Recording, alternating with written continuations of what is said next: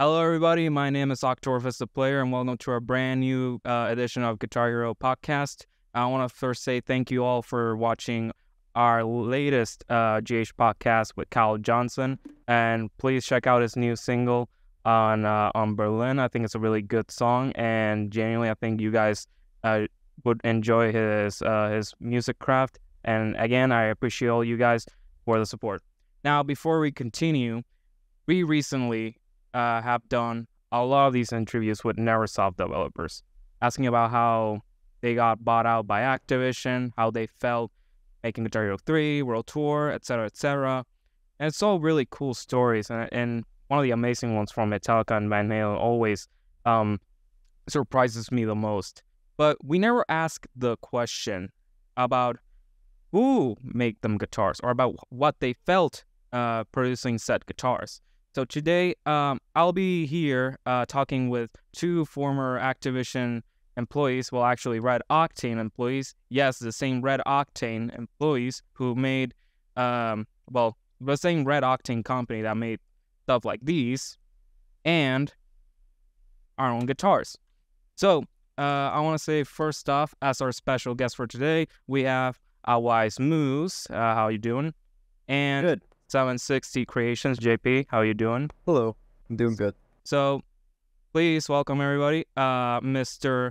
Alex Ortiz and Mike Ryan. How you guys doing for today? Yeah, woo! I'm doing all right. All right. My face is puffy here because I think I have a tooth problem, which will be really fun to Lovely. have a dentist look at. Oh, I've been through that. So I want to first ask Mr. Ortiz and then Ryan, and this is both for the same questions. So I want to know your guys' origin before you guys started in the video game industry. And I wanted to know what led you guys to be and what would be part of one of the most important video game histories with Guitar Hero. Before going to Activision, I actually worked at a video game store. Kind of surprise, surprise, right? I think a lot of people probably found themselves working at a video game store at some point. And so it was Electronics Boutique, which became GameStop and all that fun stuff. And I worked with a fellow there who he had previously worked at Activision in the mid 90s or something like that. So he would occasionally tell stories of his time working there. And that was kind of the first time I ever heard and sort of realized, you can actually work in video games. Growing up as a little kid, really idolizing Nintendo, I was just I know these jobs exist, but they all exist in Japan. Even though I was well aware of the fact that they were, American video game companies too. I just really thought that they were close to home, but this guy kind of really put the idea into my head, oh no, this is actually a reality. I'm talking to someone right here. And that kind of planted the seed for okay, at some point, I should go and try and apply at Activision and just kind of see what happens. And so I did that. And I think it took a year before I even heard back from them for a interview to come in to be a tester. And at that point, in that course of that year that I was waiting, my brother ended up actually applying and getting a job before me. So I thought that was really funny. Now, throughout this year, were you constantly contacting them? Were you sending them more applications, resumes, or did you send one and then you waited?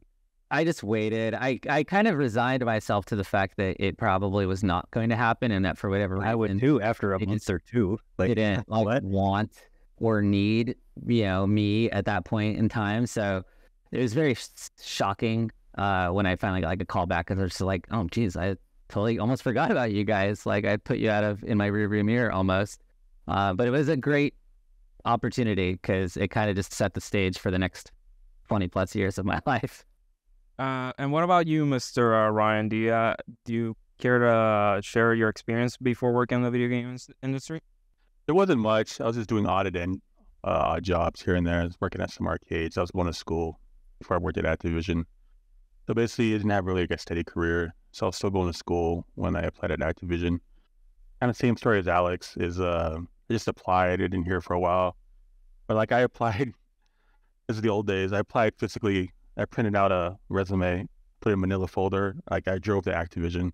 I think I told you this, Alex. I drove there. I actually gave the receptionist the thing. anyways, that's, it's ridiculous when you think about it. But, it took a long while too. I got hired before Alex. I knew Alex's brother before Alex. I knew Mike. So we were friends already.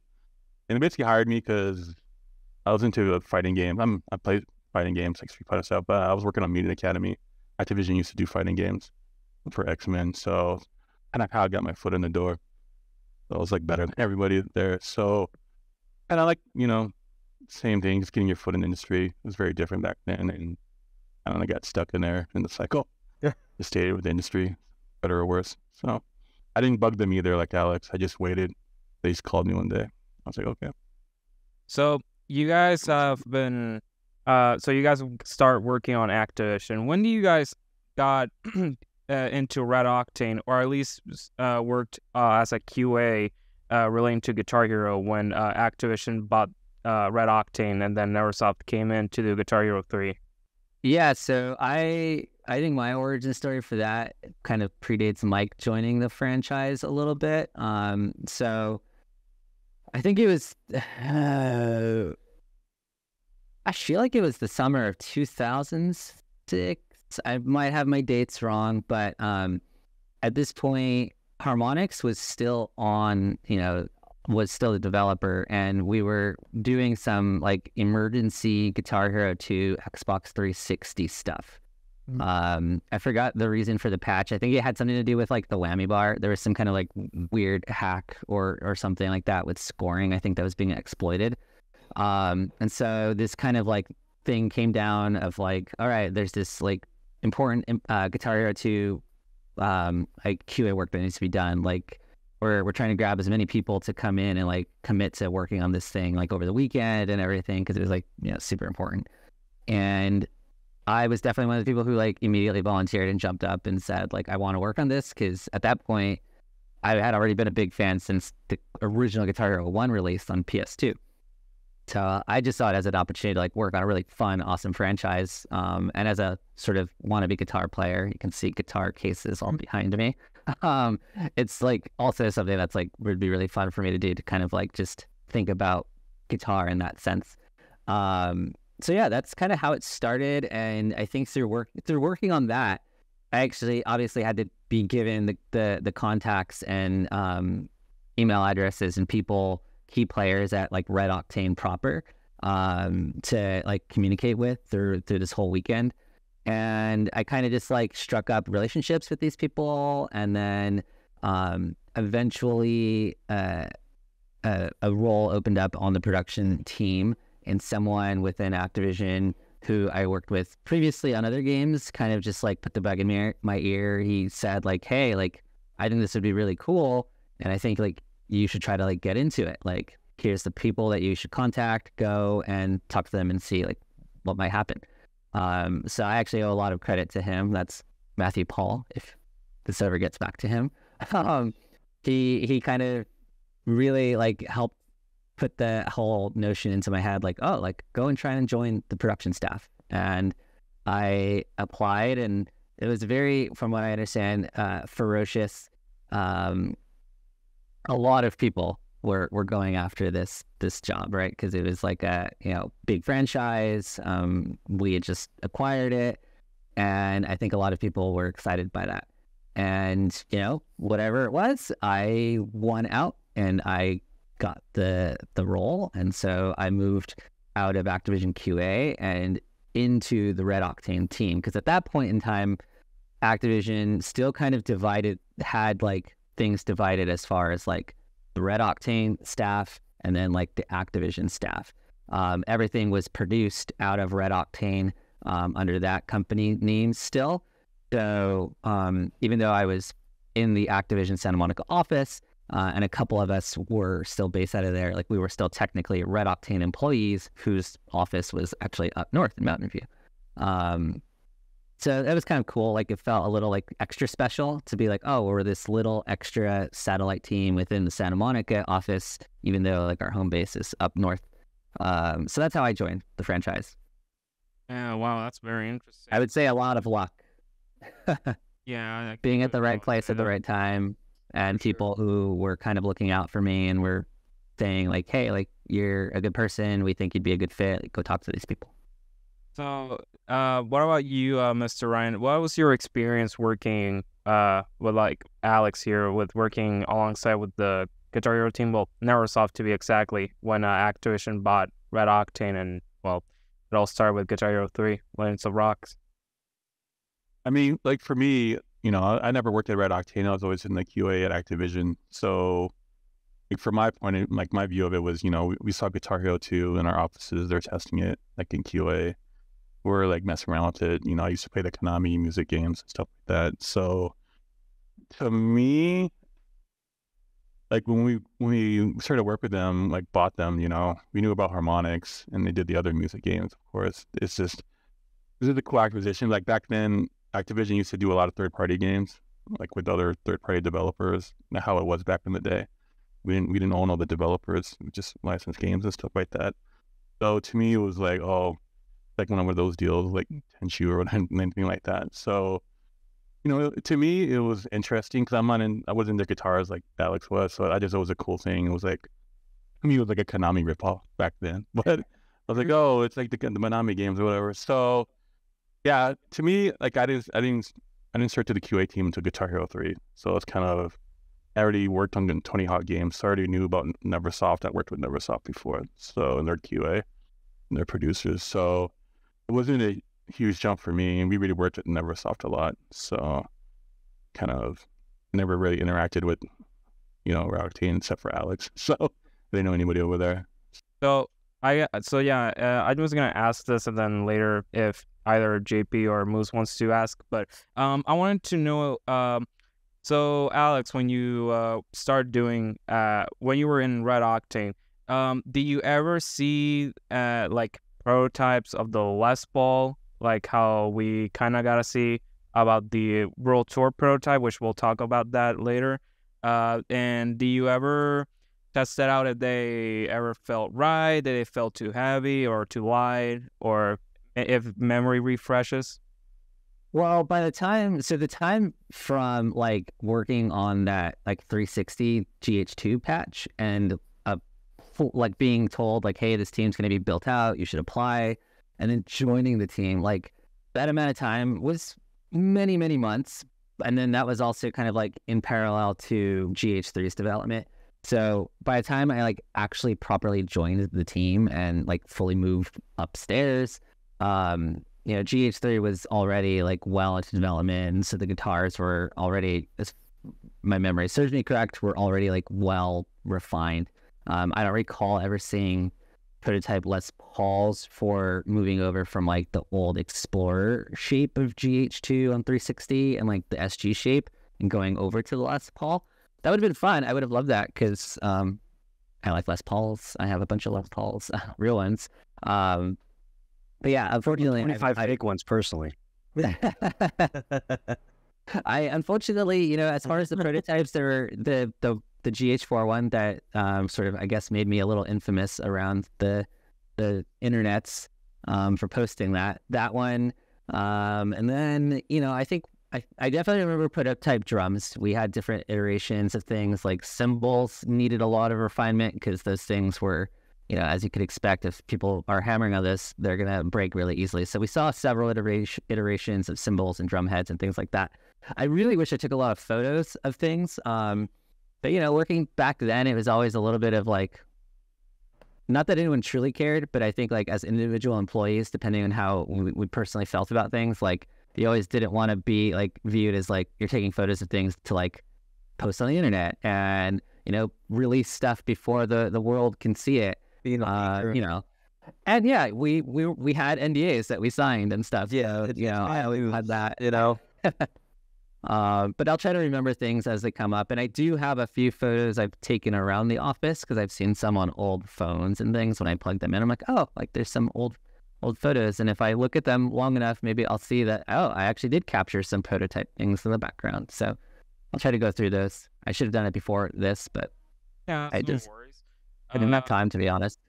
So, all right, JP or Moose, if you guys want to ask something, feel free to do so.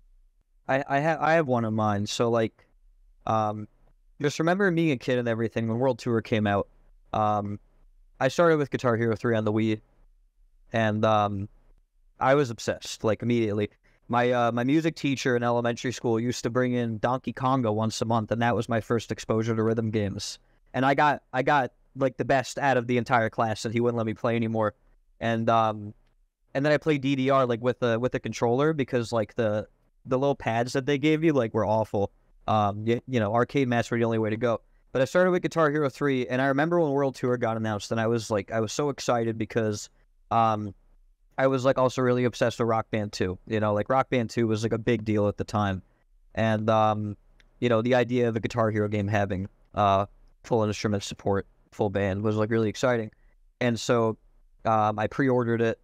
You know, I got it for my birthday, and I remember going to the midnight release, and I brought it home, and then the next day was a Friday, I believe, and so my mom assembled some of my friends, and you know, we went to my house, and I set up the game, and I'm super excited, and the drums didn't work, and one of the guitars overstrummed. No. So, you know, it was disappointing, but at the same time, I was so excited for the game that I kind of didn't care. But from your guys' perspective, what was it like to hear about, like, the controllers aren't working and all these people are upset? Like, because I can imagine, like, you know, it's definitely disappointing in a way, because it's like, you know, you work so hard in this game, and all of a sudden the peripherals that actually allow you to play it are giving people all this trouble. Like, I remember I tried to go to GameStop and be like, they don't work, and they're like, tough shit. Yeah, no, my problems. All right, take it up. Yeah. Activision. And I got this. There was like a MIDI. There was like a program, like that you could buy a MIDI adapter and plug into the port of the brain and plug into the computer and change the sensitivity. Like, I went down the rabbit hole really trying to get these things to work. But I could ramble on. Like, what was that like from your guys' perspective of like hearing about, like, what do you mean people's controllers aren't working? You know? Well, it's actually funny to talk about that, because and Mike, you probably might remember this too, but I distinctly remember like pallets of controllers being delivered to the office, and basically like these were final production models and things like that. And you know, the team, we would just spend a whole day going through these and trying to understand, like, okay, what is the failure rate, right? Like, if we have a palette of 100 guitars and we plug them all in and we test them throughout the whole day, like, how many do we find are actually like not working? I mean, well? do you remember, like, what's his name? I forget his name right now. He would deliver the pallet straight to me, you know, at the other building. We had the prototype hardware, and we kept getting it from China constantly. Yeah. Pallets. Yep. Oh, that's right. I remember those boxes. Yeah. And we, you know, they're coming, you know, from Shanghai or whatever, Hong Kong. Then we were testing them, and our team, the QA team, we were tracking them, like how many hours were on them, like the fail rate and stuff like that. I don't remember the fail rates. I don't know off the top of my head. It's all so, you know, there was a fail rate, like all electronics, you know. Yeah. And always. you know, we would open them and look at the wires and things like that. Obviously, there's physical, you know, stuff happening. You're hitting the hardware. Oh yeah, absolutely. We could jar stuff loose and things like that. And Yeah. you know, there was issues. We were jarring the wires loose at first, Alex. Then I don't know. That's not really crazy information. You know, they were going through iterations and they were fixing it, making it more. You know, didn't they improve the wires at one point? They had better wire gauge and stuff like that. I would say by the time World Tour came around, that compared to Les Paul, because like Les Pauls are pretty messy. Like Moose can agree. Absolutely. There's Best a lot car going ever on. after you do a little bit of work to them. Yeah, but internally they're messy. And by World Tour, I would say that the wiring was a lot better. But one of the big complaints about I'd say like later model Explorers, for whatever reason, the earlier models were better built. Les Pauls and Kramers, instead of using standard hot glue on the wires, they used like a resin epoxy that over the years has completely browned, and like is like everybody's like, is this corrosion? When they're opening their guitars, it's like, no, it's just they just cheaped out on the glue, you know, like that's what happens in mass production when you need to turn a profit. Like that's just how it is. You cut costs and try to find ways around things. Yeah, and it still works fine. It just looks kind of alarming if you don't know what you're looking at. Yeah. Not a big deal. I do actually. That's making me remember. I think it was either a drum part or a guitar part. I know that doesn't really narrow it down, being like one or the other. But early on in some development of, and I think this might have been hardware in GH5 sort of timing and territory. I remember we were like looking at these different like pieces, and it's like I guess they came off from the molds that the hardware team was really specifically like testing, and one was like insanely robust, like super robust, and okay, actually one thing was for guitars for sure, because I remember they brought over some guitars and they were like in our hallway trying to bash them, like trying to like really break them, and they were like, look how strong this stuff is. Like we they're like, we over engineered this, like, and yeah, we spent time trying to break these things on the hall, and it's really fun because you have like a little bit of a rock star moment, like smashing a guitar, and like they did a really amazing job. I can't remember though if that kind of like made it into like the final product, like that level of strength and stuff as far as like the molds, but I remember that. And then there's another component where I do think they told us like ultimately they couldn't go that route because it was just too costly to manufacture. That's how it goes. Yeah, it was a lot of fun, being able to participate and see kind of that side of things. Because the hardware team, they were in Mountain View. We didn't have like day-to-day interactions with them, but those guys were really great. I really wish I could remember all their names. I remember Lee, he was like the head of it. And then I think John DeVecca was also a sort of a principal person, kind of in the early days, because I think he worked on some of the Konami stuff even. Oh, wow. If I remember correctly. I could be misspeaking, but I remember he had, I think, an integral role in hardware as well.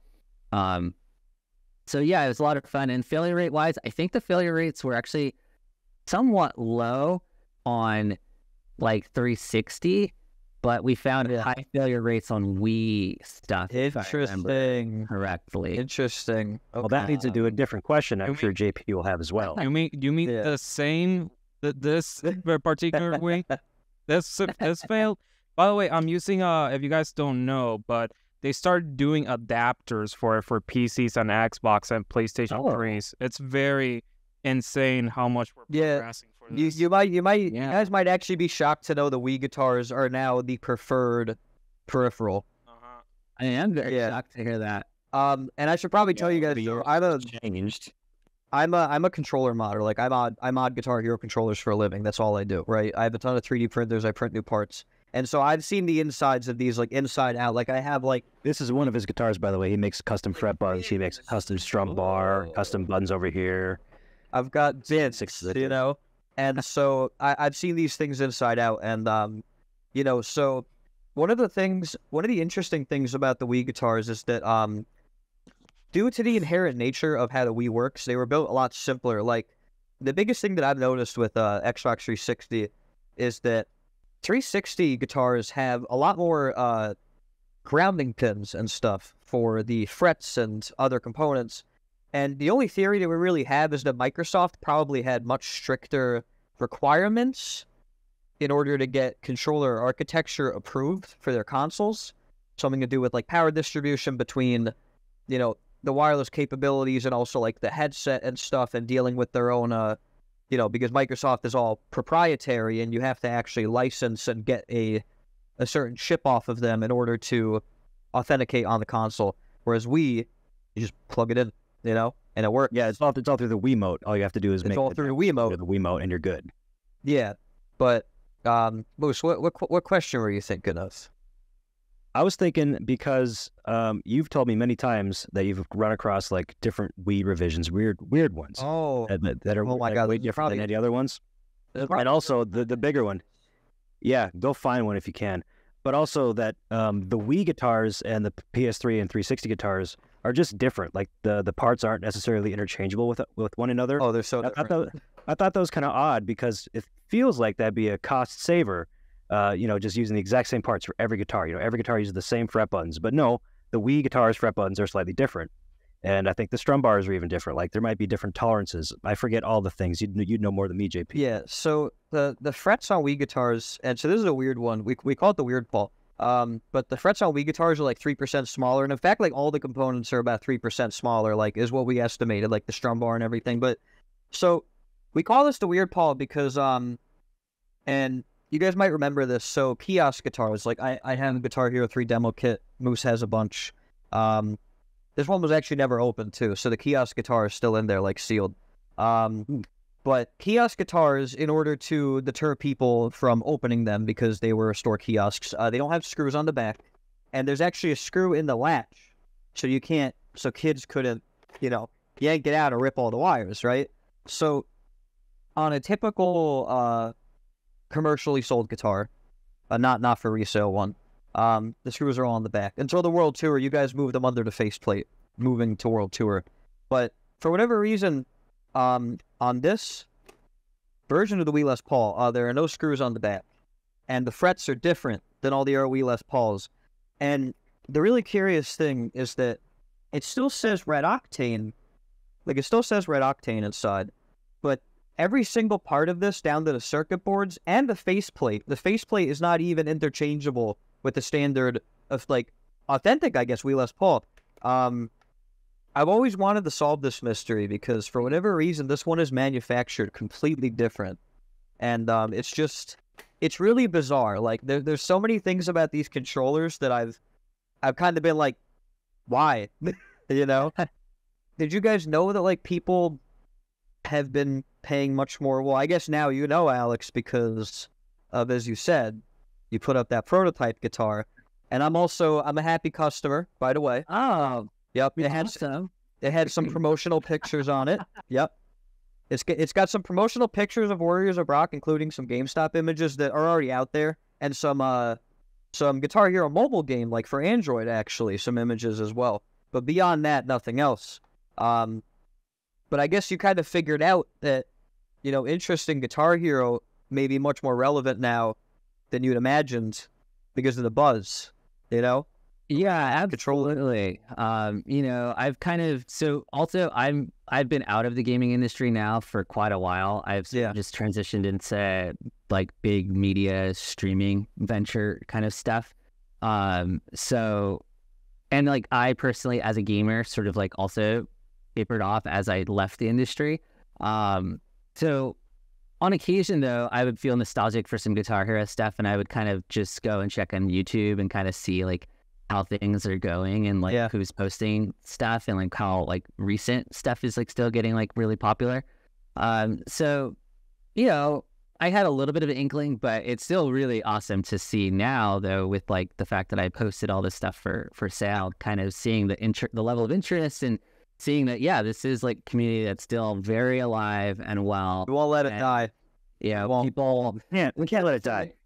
For me, working on the franchise was really special and important because for me, as like a lover of music, a lover of guitar, like to me, it just really kind of like helped what I think was like ushering kind of like a new era of like guitar-driven rock music and fans of that music. Like Guitar Hero don't need playing guitar, Me? Yeah. You're probably a much better guitarist than I am. I'm obsessed with all the shredders, but I do want to bring up regarding the prototype guitar. So I think Moose was the one who ended up finding it first because I don't know when you listed all your stuff. You're welcome. Because Moose like scours eBay for me all the time to find like lots for guitars, so I can fix them.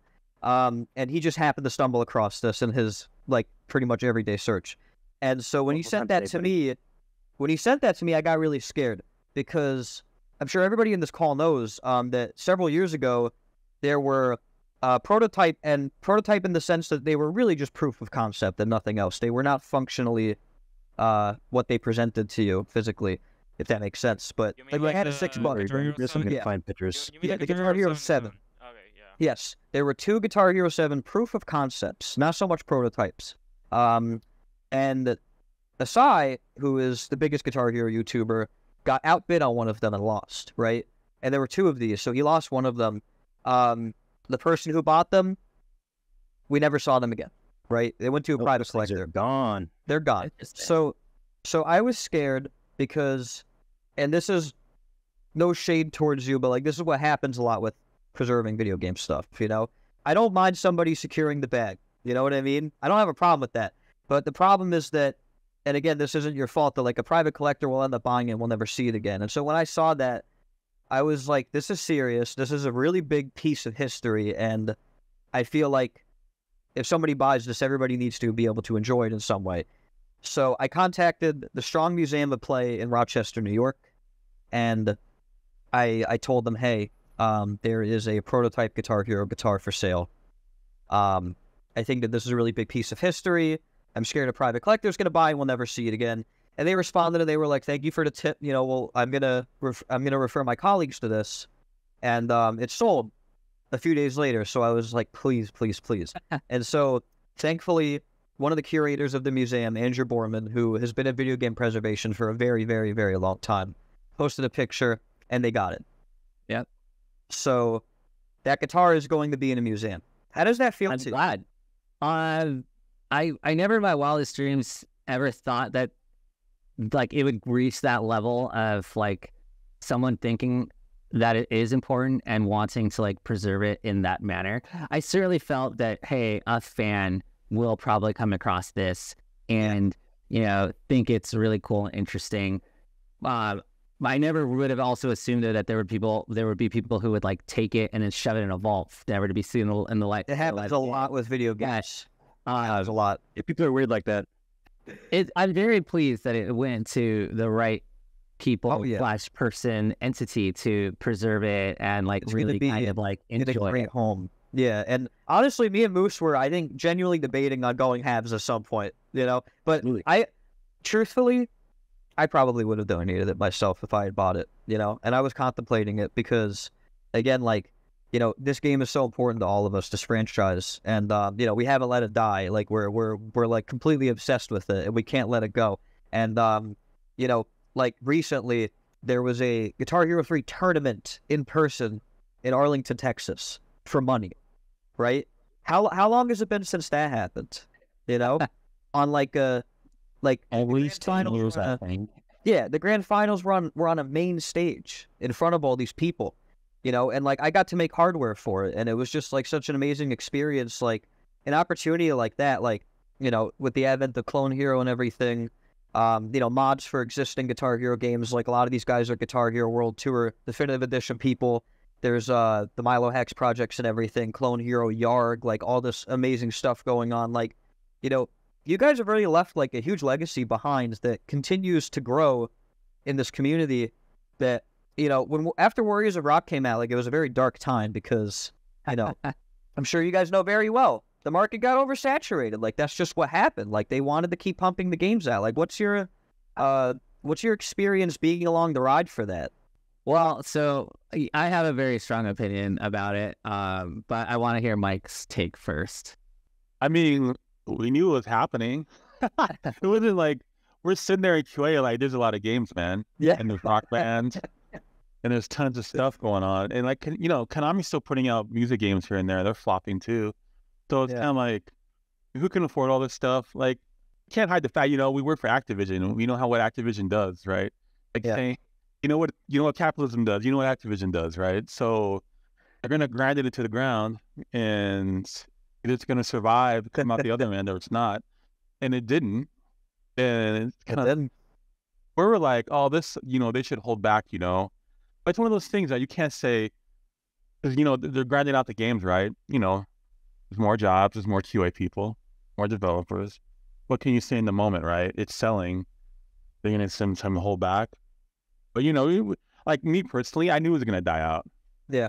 So it's kind of like you're gonna do, kind of like what's gonna happen.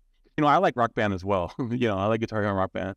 I'm playing Rock Band as well, and they're grinding out titles too, like Rock Band Green Day and Rock Band Beatles. It's just like there's a million games, man, and you get burnt out, and it's just like it felt like a lot at the time being there. I'm even playing at home.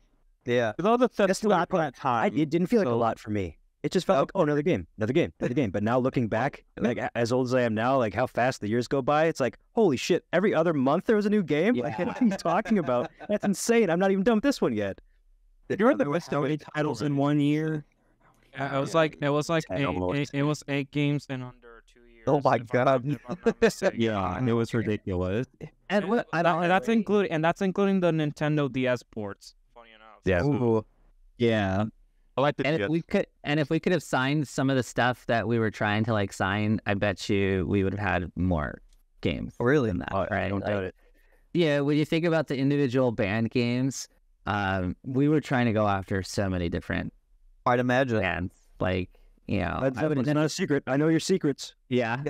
I wouldn't say we were trying to drive trucks full of money, but like almost the equivalent, I think, was really. And I mean, Harmonix was too. They basically had Pearl Jam Rock Band finished and it never came out.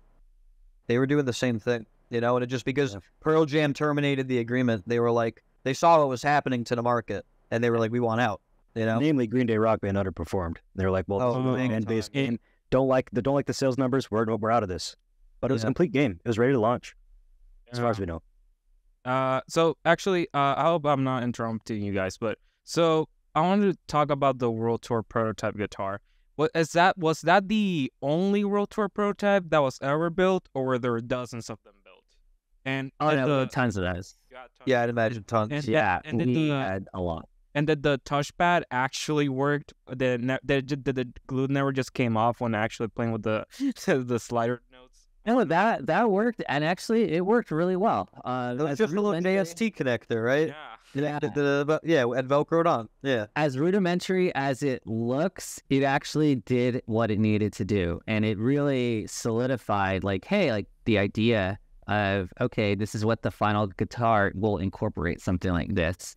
I was pretty surprised at like how well it worked. You know, it kind of sucks thinking back on how many we had around the office, and I cannot for the life of me think of what happens to the rest. Like, you know, I don't know if anyone else really had the same notion in their head as me of like, hey, I love this stuff. This is like an important thing for me to like, just like, I mean, for me, like, though I'm probably gonna say the same type of stuff over and over again, but one, working on the franchise was important because of my love of music, my love of guitar.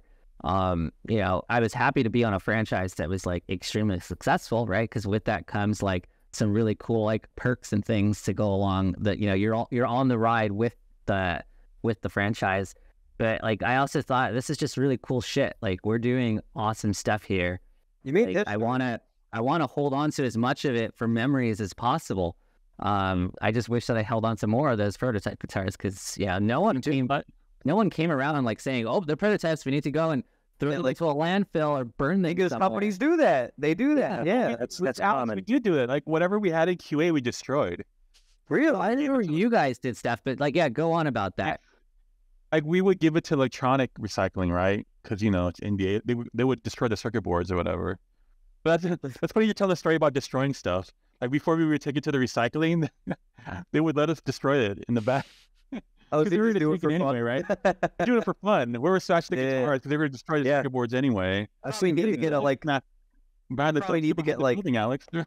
A little bit of frustration out. I'd imagine, you know, it's not an easy job at all. I mean, you know? there was boxes of drums, man. Yeah, I can imagine. That's about equivalent to like the people who did mocap for the songs, where like some of them got to just break guitars after it was over with. Yeah. So speaking of destroying guitars, so you Alex, you mentioned that the majority of the failure rates was with the Wii guitars, which I don't want to like totally misspeak, and someone might come in and like through the comments later and be like, he's full of shit or whatever. But like, I definitely remember that, you know, we had pallets of each console's stuff, and we were definitely tasked with like, hey, like let's open up as many as we can and go through them all as we can and kind of start documenting like what we think the failure rates were. I just feel like, if memory serves me correct, we had more issues with Wii stuff than any other of the consoles, but I could be wrong. I believe that. Do you remember why exactly was Wii having major issues besides, you know, PlayStation? Which I do want to have a question about those consoles later on, but I am interested to know if you remember, of course, what was the reason with their major failure rates back at RedOctane. I don't really remember specifically, but actually one thing that so drums, I think, were one of the biggest issues.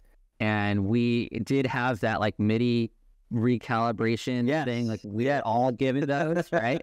And, you know, we were instructed. Well, not crazy. It really existed. Yeah, absolutely exists.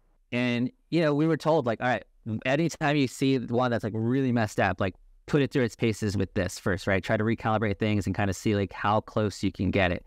So I definitely also remember a period of like we're sitting there fiddling with that thing quite a bit. I just think it was drums, if I actually remember correctly. Like those were kind of like one of our bigger issues. And definitely the first iteration of the drums. The second iteration, I felt we had like far higher success with. Like they were just built better. They didn't fail or have like sensitivity issues in like really outside of like the bounds of what would be considered normal play. Is that like the Band Hero and 5 sets for the second iteration, or was it the second iteration of World Tour? Okay. Yeah, I believe it was the because those drums look better too. Yeah, it looks so much better. They look awesome. Yeah, huge improvement. Oh yeah, they were just so much better to play as well. Like eventually I became more of a drummer person too. Like I had an arc in my life too, and I did. Yeah, like with GH Metallica, for me, like when I worked on that game, I became way more of a drummer from that point on. And then every other game was a great drum game. Yeah, it was a great drum day. Like I have fond memories of playing "Beautiful Morning" by Machine Head. That was always fun. Blood and Thunder. Yeah, Blood and Thunder. That was always fun. And obviously the Metallica songs as well, but. Yeah. Oh, that's actually very interesting that you mentioned, because when Guitar Hero Metallica first came out, they introduced Expert Plus, meaning that you can actually use double bass kicks. Oh yeah, they did. Yeah. And I wanted to know, have you ever received any complaints about the drum pedals? Because as far as I know, and you guys can correct me, but apparently the plastic was just so weak that it actually broke so easily, and then they somehow again, correct me if I'm wrong, I don't have the drum set with me, but I heard a lot of people complain about the first iteration of the drum pedals from World Tour, which they would break easily, as far as I'm concerned. Yeah, I definitely remember they had a weak point. Like basically, if I remember, where the sensor would hit, like on the pad, right? I felt like if I remember correctly, they would always snap in half, like right there. And Mike, I mean, being in QA, I'm sure you guys probably ran through millions of foot pedals, but I definitely remember the first iteration being really, really weak. They were like garbage.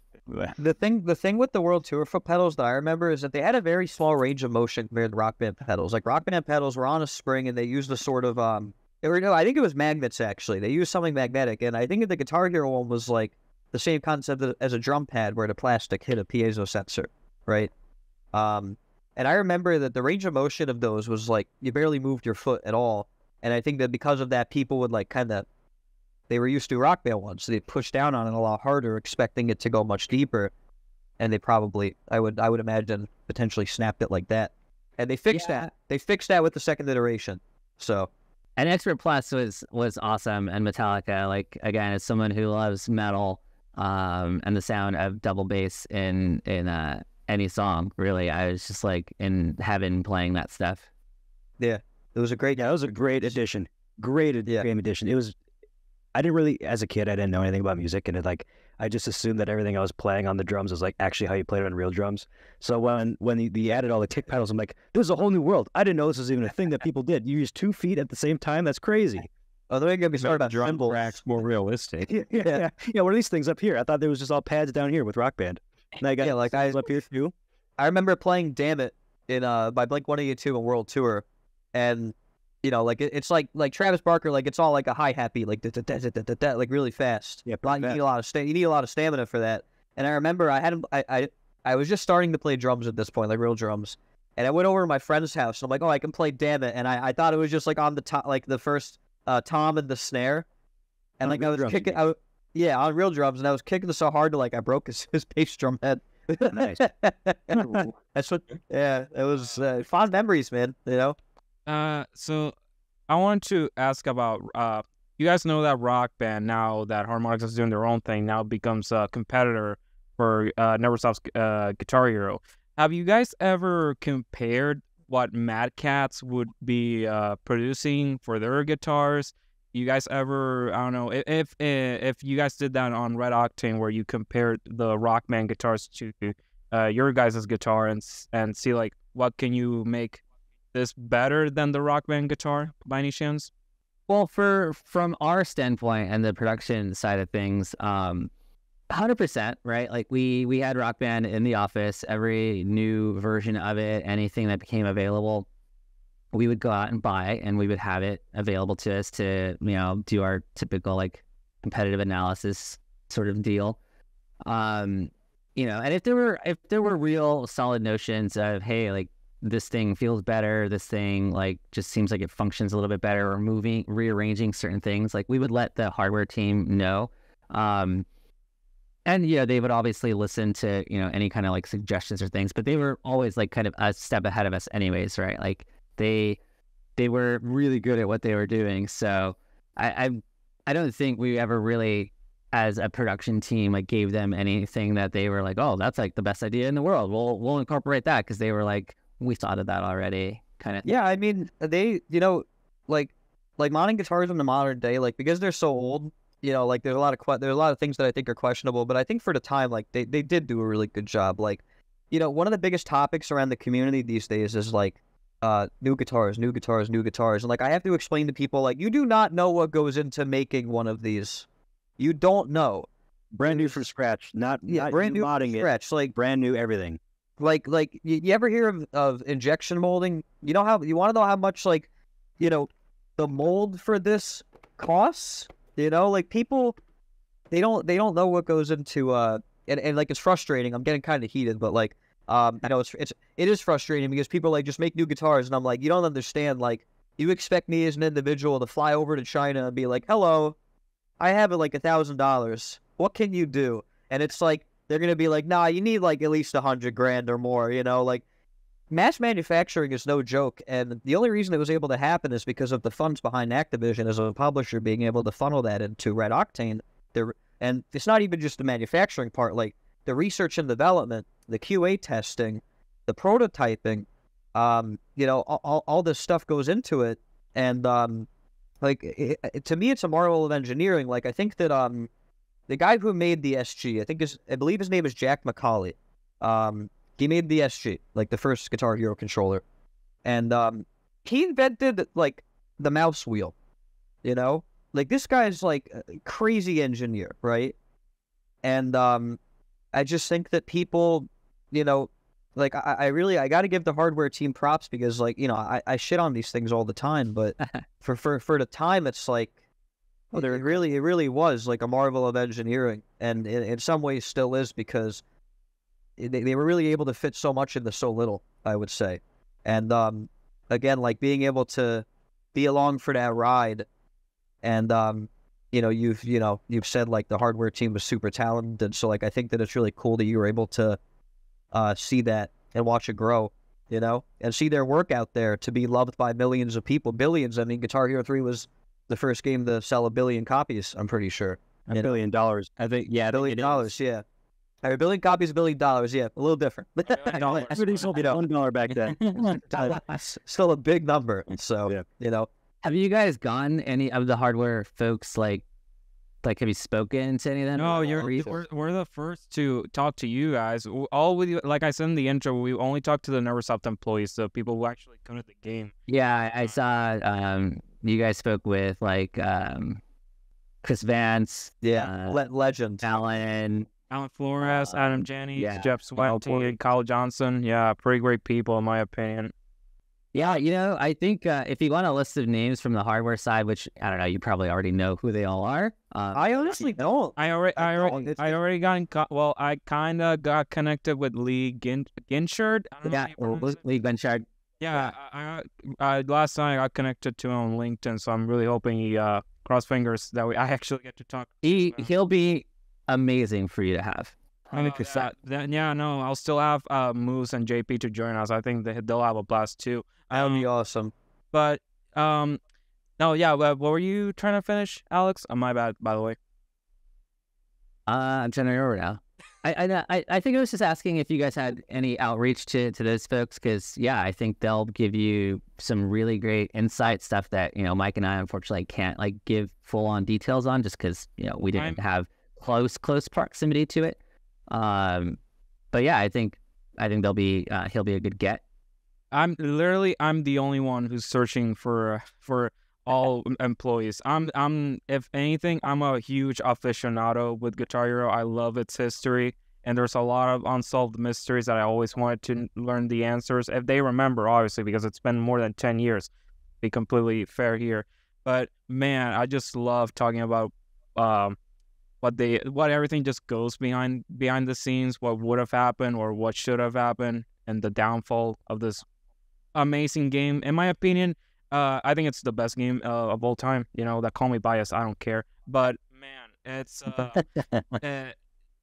so great to talk to people like you to tell your stories, because either as small as a QA or big as a actual engineer, I always love to hear any other of you guys participating in this huge historic event, and it's always amazing in my opinion, and not only for me but for literally everybody else on the community. I think they enjoy a lot more to actually have questions answered instead of where people I'm not sure if you ever heard of these rumors online where people would literally assume that Guitar Hero Van Halen wasn't mocapped by Van Halen, and now we have actual footage of those. I've never heard that. I've never heard that. Funny. I heard stuff like that, and I worked all of the mocap sessions for Van Halen. Really? I was really? Yeah, I was there. Wow. So I can attest. I can definitely attest. The whole band were there. I think a video of that just surfaced not that long ago of the Van Halen cap sessions. It was from Justin Parrish. He was an Neversoft animator.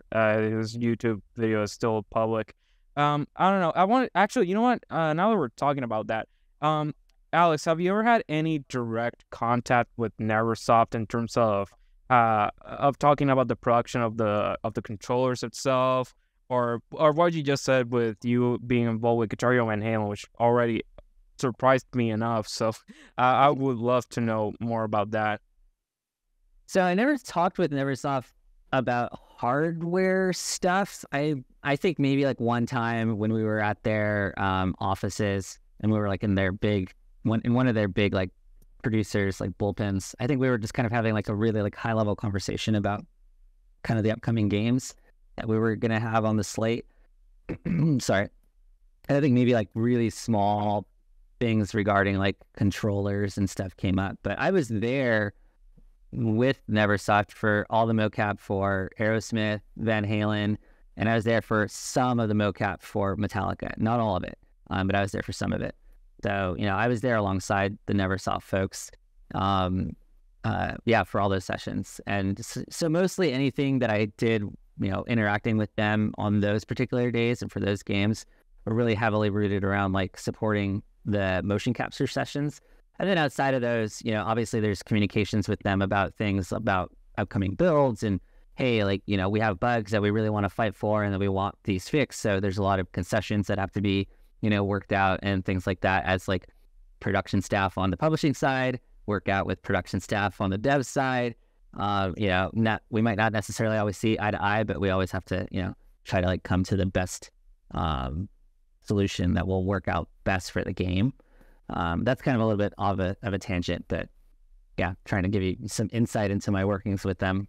When you have these two different sides, hold on, I'm going to go here real quick before we get off this topic. When you have both of these pieces of the studio working, you have the game actually being developed, you have the hardware being developed. What's the time frame that both of those things have to be completed in? Because I know there was games being pumped out all the time. So for we'll just say working on the Guitar Hero 5 stuff from the World Tour stuff, there was like a year between those two games being released.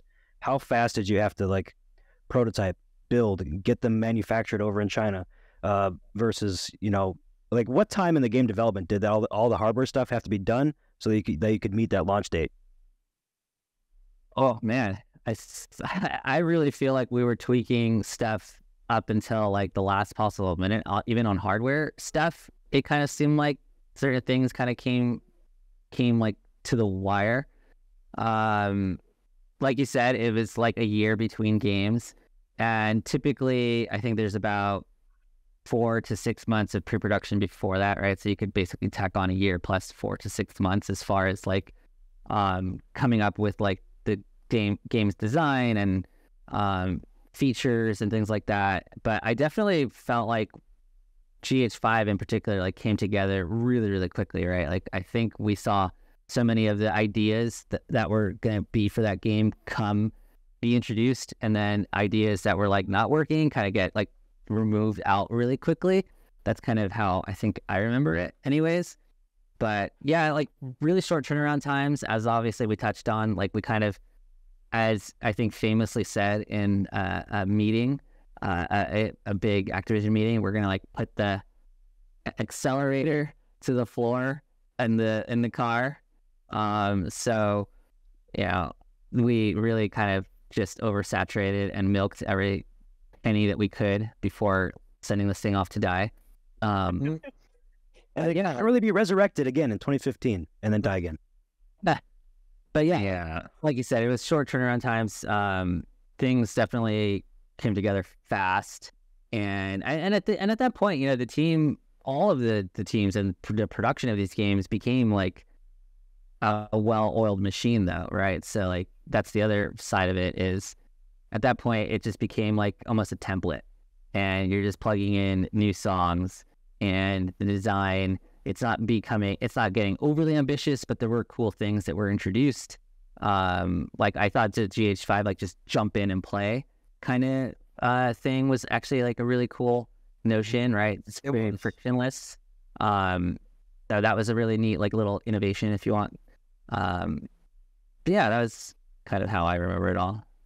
Yeah, and that's kind of how I see it. And this says no, that's kind of how I see it as an outside viewer too. You know, World Tour was the template, and then you had Guitar Metallic, you had Guitar Smash Hits, you had Van Halen, all built off the same thing. And you know, it's almost understandable that it'd only take you 3, 4, 5 months to throw out a new game because it's just a new coat of paint, new songs, a little bit of mocap, and then new charts, of course. But that I would imagine, as somebody who doesn't develop games or hardware or whatever, that doesn't take a ton of time or QA because a lot of the work is already done for that first game, and it's just changing things out. I saw there was a thread of questions in our other Discord channel here where we were kind of coordinating this. This is a very niche thing you probably don't know anything about, but there was a scene in a movie, I believe it was called Couples Retreat. There was a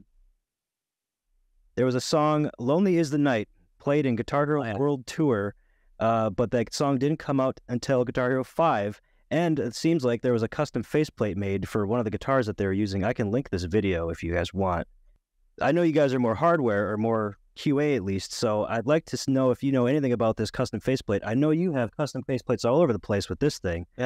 So I'd love to see if you have any insight into that, and if maybe you have any other cool faceplates that we don't know about or were exclusive to those in the know. Well, I think I got rid of everything that was kind of interesting and special. The only things I have that I'm contemplating is, so I have my Metallica one signed by all 4 band. Oh, old. So that's wow. As a huge Metallica fan, this is one that I'm like, I don't know if I should get. Don't get rid of it. You should keep that. Don't get rid of it. Yeah, please regret it. And then I do have. So I don't know if you guys saw, but I had the Van Halen Guitar Hero Van Halen shirt. Yeah, but that was only signed by the Van Halen family. I have this faceplate that has the Van Halen family plus David Lee Roth. So it's the whole band. So it has the magic, missing David Lee Roth on. Yeah, David Lee Roth really seals that deal for sure. And obviously, God rest Eddie's soul, we don't have him anymore. Yeah, tragedy. So that's all I have. Obviously, I still have the Dropkick Murphys one. I have I have a Guitar Hero Aerosmith one also in the regular white box, but that didn't seem particularly special. This, I guess, looking on eBay and completed listings, I think I've only ever seen one that's sold, but I don't think it was rare. But I love this because it's the Eddie Frankenstrat, right? So this is my other guitar that I used like all the time. I took this if we went to like shows, right? Trade shows, or we went somewhere on the road for the games. I took this as my personal guitar that I would use to like showcase and demo the stuff, right? I wouldn't take like a regular guitar. This was like, see. These are wraps on. Yeah. I only thought these straps were really special too, but I don't think these were like particularly like. I didn't know those existed. Yeah. I've never seen it. This is high. This is a pretty high quality though. This like feels really nice. Yeah, and like, and it's a thicker one. It's cool, little RedOctane thing there. So I kept the strap because it also was reminiscent of the Frankenstrat because he also had a black and yellow Frankenstrat as well. So this was just a cool thing that I'm holding on to. You know what? I've only run into the Frankenstrat faceplate once, and I bought hundreds of guitars. Yeah. So it's not rare, but it's hard to find for sure. Pretty hard to find. Yeah. One thing that was really disappointing, and I don't know how closely you guys know like Metallica and their stuff, but Kirk has his very famous Ouija board guitar. Yes. Oh, please tell me that you're going to make one of those. Well, so here's the thing. So I'm letting a little secret out, but back when we were making Guitar Hero Metallica, I think I put forth the idea. I was like, the coolest faceplate we could do for this game is his Ouija board, right? So I started talking. I started talking to people. We were looking into it. We figured, okay, well, Mattel, they own the Ouija board game, so they have the rights and therefore the art and everything. Kirk's guitar is never. Well, actually, prior to this, Kirk's Ouija board guitar was never actually mass produced. It was like a custom hit, right? Yeah. So we had to reach out. We found contacts at Mattel, and we had a pretty decent back and forth dialogue with them. And Mattel didn't want to play ball unless they got paid per faceplate or something like that, if I remember. In fact, I probably have the emails still of this. I should go through my emails. But I just remember, like, we sat and we looked at, like, while we were trying to do the math, and ultimately, look, we're a big company. We also had large egos, and we thought people would be like salivating to work with us for like little or nothing. And this is one of those cases where we're like, well, we don't want to do that faceplate unless we get to do it for free, right? Like, this is part of amazing. This is huge for you, Mattel. You win out of this, right? So the attitude, not coming from me, the attitude from far above was like, no, they want money. We're not going to do it. And so the Ouija board faceplate just never came to. That's how it goes. That pissed me off so much because that would have been so rad. So I wanted to. So speaking of Guitar Hero Metallica, so there was this very interesting. I think you guys already know where I'm going with this, but there was an interesting guitar. I'm not sure if it was only built once or maybe there's like many others, but there is what it seems a death magnetic guitar for the PS3. Do you remember by any chance any of this? No, I don't think I've ever seen that before. I'm pretty sure I've only seen that third party. I don't remember it very well, but I was kind of the one who found that and put it out on Twitter. And it got bought by a member of the Beat Saber community. As far as I know. I don't even think he's community. I think he works on the game. I think he's. Oh yeah, he works on Beat Saber. Like a developer, but like I forget what he does. Community manager. I think he might be a charter. Charter? Oh, that'd be cool. Yeah, he might be a charter, but he bought that, and definitely a little interesting piece of history for sure over there because that one was sold on Reverb too, by the way. Yeah, it was sold on Reverb. How crazy! That's awesome. Yeah. So you guys, that was saying I should have thought about my prototype. I should have been like, I wonder if I'll put it on Reverb. That's hilarious. Damn it. So do you know of any of this guitar by any chance? I've never seen that before. Never. No. I think to my understanding, this is probably made by RedOctane, or I think it does look like RedOctane, probably. According to this is the link that where it was sold. It looks like it's a TS Customs, whatever that means. It's just some random custom shop. It looks like. That's in Germany. Yeah, the guitar itself looks like a Logitech guitar. Actually, yeah, I see that now. Yeah, there's a Logitech dongle to it, so it's just like a modified Logitech internals, but it's. But and speaking of speaking of Logitech, so you already might know that when Guitar Hero was being active, you may remember that Logitech made band sets for their own guitars and drums.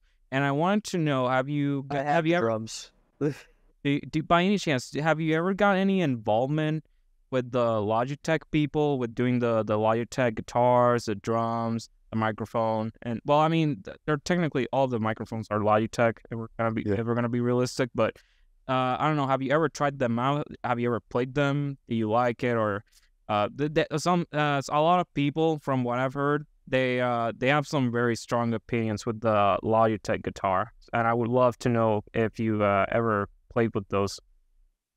I played the Logitech guitar, and the only thing that I kind of liked about it was it's just weight. I liked the heaviness of it, right? And thus with that comes like a little bit of a feeling of like, oh, this is just a more substantial, like more durable instrument. I didn't have a lot of like play time with it though. Like I didn't like obsessively play the games with it. I mostly just still stuck with our regular controllers. But yeah, I remember having a little bit of period of time with it and just being like, yeah, I like the weight. Yeah, Mike, did you play with it much? So a lot. I don't have it, and to be completely honest, I heard a lot of people that this is by far probably one of the worst guitars that you can play with this game. Yeah, and it's mostly because of the frets and the strum bar, which JP, I think you mentioned that the strum bar felt somewhat like Guitar Hero Arcade guitar. Yeah, and I have a question about Guitar Hero Arcade and Guitar Hero Metallica that I'll ask later. But yeah, so the Logitech guitar, with the Guitar Hero Arcade guitars, obviously the guitars are manufactured from a completely different engineering approach because they had to be made to last, being played forever essentially in a public place. Beat up by a bunch of snot-nosed kids who don't know how to treat their things right. So they actually opted to make the guitars more like Guitar Freaks, where the strum bars were very thick and wide, and they used a Hall effect sensor rather than switches. So you bend it one way, it blocks the light, it registers an input. And so the Logitech guitar is like that. It's the same. It might not be Hall effect. There might be mushy switches like they use for the Rock Band strats, but it has barely any range of motion. So instead of going like this, you're going like this, and it hurts your wrist. Like it hurts, like the less range of motion you do. And the frets are spaced super far apart. The membrane pad they rest on feels awful. But being a guitar player, you hold it and you're like, it feels like a real guitar. It's modified after a real guitar. And I have the Logitech drum set.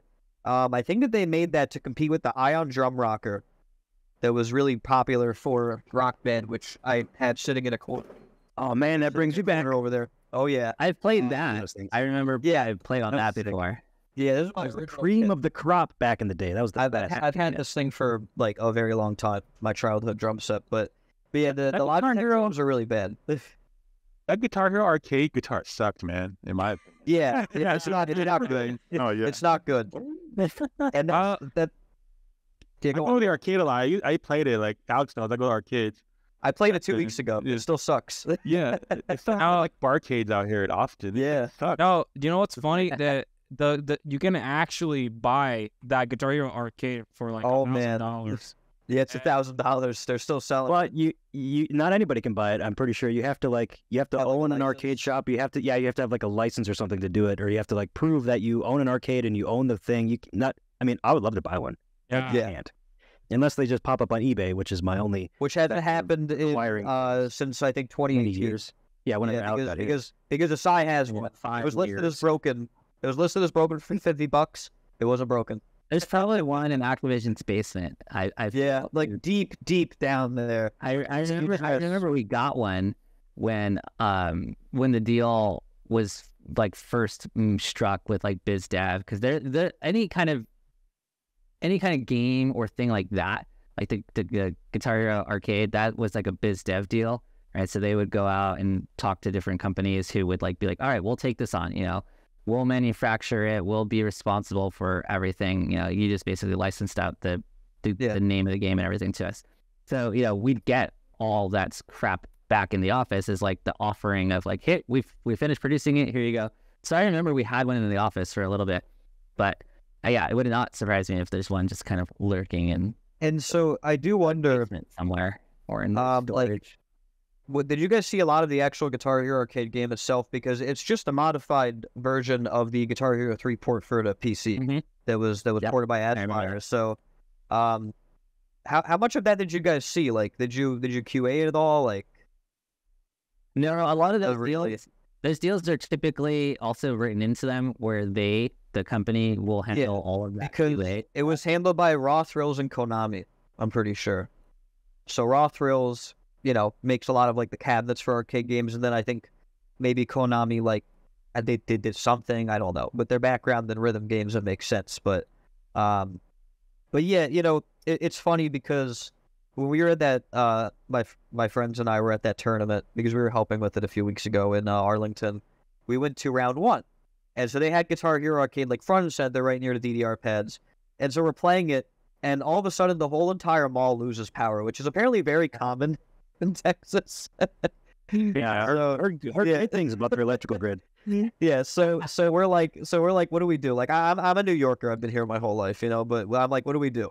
And so they kick us out, and they're like, we got to see if the whole mall gets power back, and it does. And we walked in, and we ran to the Guitar Hero arcade because we wanted to see it boot up because it looks ridiculous. It boots up into a Windows XP machine, and it just runs a bunch of command prompts and stuff, and it's absurd, Like, it's just a Dell Optiplex shoved in there, and it's just like, it's funny. It's just funny looking back on it because I think that it was just one of the things that they did with Guitar Hero where everybody was kind of like, okay, I guess that's cool, But, like, I don't think it caught on as much as they wanted it to, for sure. I don't think that it did.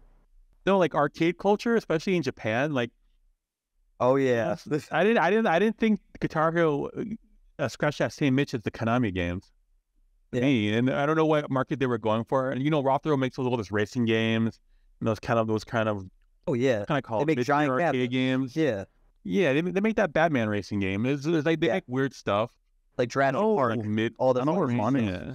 I know Harmonix was planning to make a Japanese exclusive rock band, but in my opinion, they shouldn't have made that an arcade machine. I think it would have probably been somewhat popular over there. It was supposed to be a J-Rock band game. Yeah, it was supposed to Yeah, be a game, yes. but it wouldn't Yeah. have been released. Y'all said that you weren't per se part of the hardware design of it.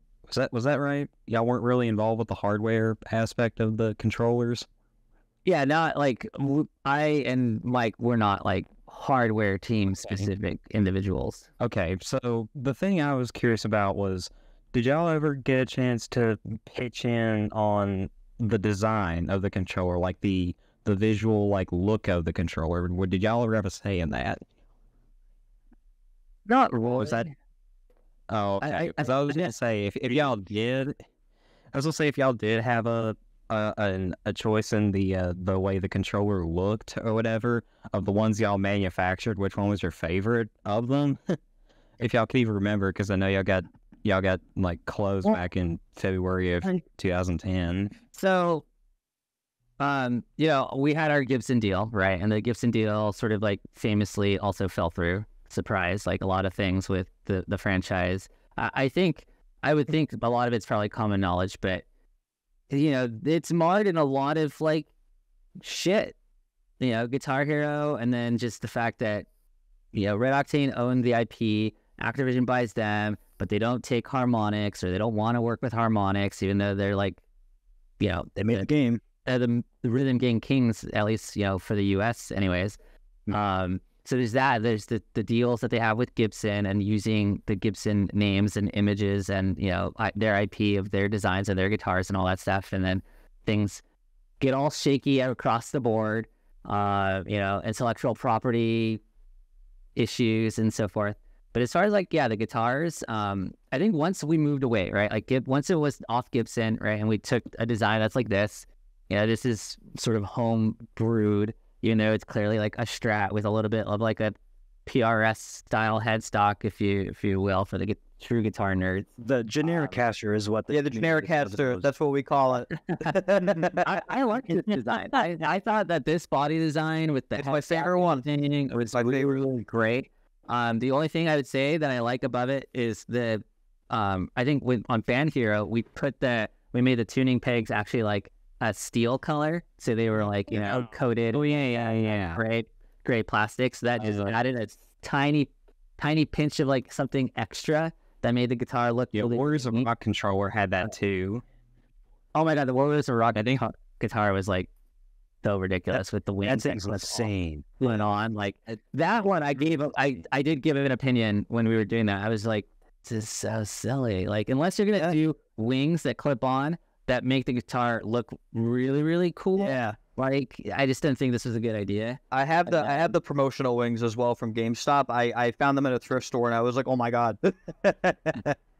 Yeah. I'm sad that they never went anywhere. Like, faceplates were a big thing. They made so many different faceplates, but when it came to the Warriors of Rock guitar, they were set up so perfectly to make all sorts of different cool shapes. Yeah. Nothing ever came of it. I do want to really, really quick bring up. So I started 3D printing faceplates. They're like drop-in replacements for the Les Paul. And like, that's how... I think I saw on your website you have those. Like, yeah, I do. And so that's how far we're getting with this stuff. Like, I bought like a huge 3D printer because like I just, I want to, like, one of the hardest parts about keeping this game alive is that the controllers are on literal life support. And so it's nice, faceplate, like the Wii Les Pauls, they're yellowed. When you take the stickers off, they leave behind the original color of the faceplate. And so I didn't mean to go off on a tangent. I just, the topic came up. Well, you also reminded me that I have this faceplate over here. Oh shit, another one. Which I think. Oh, that one you get now. Yeah, that's the Neversoft one. Oh wow, that one's sick. That one's beautiful. Really good artwork. That's great. Yeah, that sounds really cool. Yeah, I think that's awesome. I think that I have like I think the only faceplates that I have in box are the Sex Pistol ones, and they're like a bright yellow and they're so obnoxious. That is. Yeah, super obnoxious. So I have a question about a certain port on the guitars. I don't know how far this went like through, but I think most of the newer Guitar Hero guitars, they have like a phone port that was supposed to see for a pedal. Supposed to be a pedal. Yeah. Did that ever get to QA, like the pedal, or was it just that like an idea that you guys came up with but never really went through? It never really went through. I remember very early on when I started joining, I was like, what the hell what is it with this? Yeah. Like, it's just the strangest thing to see on a controller. And they were like, they all have them. They're like, we want to do pedal. And, the first thing I think was supposed to be kind of like a wah style, like sort of pedal. But I think nothing ever came to pass. Like I never saw even like a prototype thing that plugged in here. Well, it's just crazy because they kept adding them. I think up until Warriors of Rock. Yeah, it was always there because they always kind of had in the back of their minds like, oh well, maybe we'll do it, maybe we won't do it. You'll never know until we do it or don't. And it just never happens. So nobody's ever done anything with that yet. I don't think. There must not be programming for it in the Logic board. I tried. Right? I tried. I had this disaster a month ago. Don't you remember? I was DMing you about it, Lewis. I do remember this. So exactly what you're talking about. I had a guitar where I was, as I said, I was making hardware for this Guitar Hero tournament and just modifying the existing guitars. And I had a Les Paul that had off-fill tilt sensor. Like you held it like this and auto-activated. They got way better World Tour and onward, but the Les Pauls have a serious problem with it. Absolutely. And I didn't want to disable the tilt sensor because there were a lot of casual players entering it. Like you can't take that away from players, you just can't. So I was like, I wonder if I try to wire into the pedal port, maybe it'll activate star power. And I was wrong. It didn't, unfortunately, but that's okay. It actually activated I think right bumper. And so they were going to use right bumper for that wah effect, most likely, because it was not on the star power button, which is select, So just interesting little tidbit of information there. It would have been right bumper that they used. And it's obviously not in the game because if it was in the code, it would do something, They never even programmed. Patch everything backwards compatible or whatever with it. Oh, and I'm sure that they would have, but they never did, So, I want to ask about we still have a little bit more time, but so I want to ask about the faceplate. So there's a bunch of faceplates that really intrigue me, and one of the funniest faceplates that you guys ever produced was the Panic at the Disco one, and they never had I've seen that one. They never had a track on Guitar Hero, but on Rock Band they did. I don't know, was that do you remember if it was some sort of a license agreement with the band for stuff like this? I think I don't know if it's the only band that was the case, but I do know that Panic at the Disco was one of them that got an interesting faceplate for the Les Paul, I think. Interesting. I'm kind of surprised to hear that, because I would think that only a band who had a song included in one of the games would have, had a faceplate. It's certainly possible this was a situation where something came up and like a song got removed. We certainly had, and God, I wish to hell I had. I used to keep build archives, and I should have taken my build archives with me. Oh man, Like, kill. I'm all about that shit. Like, ultimately, like, honestly, I just remember going to our giant secure bins, and I just remember throwing like hundreds of CDs in that thing. I'd imagine they probably still have it all archived, but we'll never see it if it's in that archive. Unfortunately, Like, well, you didn't know that people would want that. You didn't know. And it's Yeah, probably in I a kind of legal enough shady area about keeping it is. It's for sure super shady ground. But yeah, we Well, kind good thing you didn't keep any, and now you've legally cleared yourself of any lighting. we had a girl that had songs that never saw the light of day, right? Like, and they were note tracked. Maybe they weren't note tracked super well, but they were note tracked, and they were like, fun to play. Some were not fun. We have builds of we have debug builds of some of the Harmonix Guitar Hero games, right? And that was a big day for us, because the most exciting thing in video game preservation is always some sort of earlier build of the game leaking, right? And so it hasn't happened. It hasn't happened yet with the Neversoft era games, but I think that we all hold out hope that one day it will, because Specifically, like Guitar Hero 3 E3 build. That'd be awesome. yeah, with the old strike line, the old note strike line at the bottom and everything, the old Through the Fire of Flames chart that Chris Vance had that it had all the notes forced in post Insanity in the intro. But really quick, in October, I think that this is a question that will interest you, and I don't know if you've asked anybody this yet. Because you guys might know that we're on this topic, and it goes back to Guitar Hero Metallica. Yeah. The Guitar Hero Metallica reveal trailer at the end says, Ride the Lightning 2009. Yeah. Where's Ride the Lightning? Were you guys not able to license it? Because it wasn't in the game. Or they couldn't find the stems for it, or Rock Band had it. Rock Band 1 had it as DLC. Yeah. So That's the only thing I think of is that they had us exclusive. And we all had Blackened, which pissed me off, because I love Blackened so much. So I guess as a huge Metallica fan, there were so many things about working on that game that were great, but then also instances like that where it's like, oh, like, how come we don't have some of these songs, right? And definitely there's a multitude of reasons, right? Like, one could have been locked up with EA, so we just couldn't. I had a feeling that's what it was. You know what? We had a lot of issues with stems as well. That was mentioned, right? Like, you know what? It could have been one Dire Steve and the shortest drum mixes that doesn't have the bass, but thank Christ we have them, or else what about the bass gameplay at all in that game? Which I do want to ask about. Well, when you finish, of course. Do you remember what game builds you had archived from the Guitar Hero games? Oh, I mean, I had early builds for every single game. So like, for instance, in Metallica, I don't know if anyone would be like so hurt over this, but we had Angel of Death by Slayer in it initially. That we had to take that one out. I've heard that story. Yeah, so lyrically, it just didn't sit well with people. There were a lot of divisiveness over, like, should we include a song that has those lyrics with that particular subject matter in it? Like, it had nothing to do with ESRB or anything. Like, and trust me, we were always very sensitive about ESRB, how we portray certain things, but it was not even like an ESRB thing. It was literally like people just thinking about the content of that particular song, and we were like, Yeah, and you got War Ensemble. Yeah, you got War Ensemble instead, which seemed like a good compromise because it's still a great song and fun to play, One of my favorites from the game. Yeah.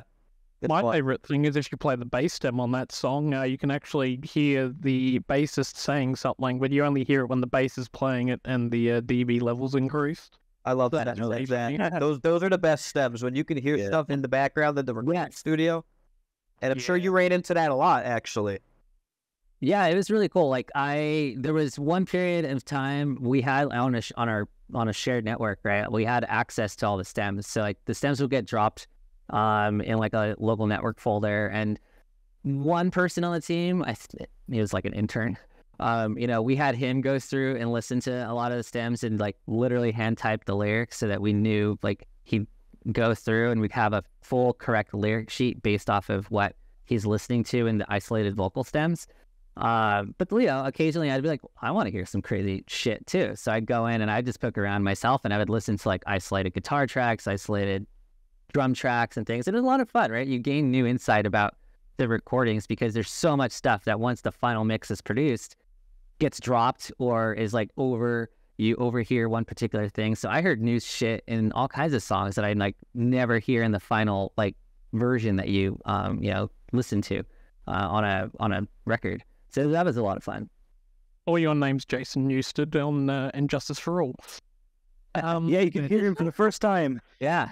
Firstly, with World Tour, obviously it was heavily rock band influence. So if you're doing QA, how much of that was, right, we need to compete with this, so they're just shoving features down the window as such, down the hatch, because they're going to be shoving features at you to say, you've got to test this, we've got to have this, we've got to compete with the rock band or we'll be behind. How much of that was there? And was, when they did builds, did they do the build it for like just Xbox 360, which is what I'm assuming, and then they backported it to PS3 and PC? Or because Xbox 360's got the higher graphics and it was like the main game platform. Yeah, 360 was always the lead platform in that era, and I'm sure was the case up until like PS4, PS5 dominance.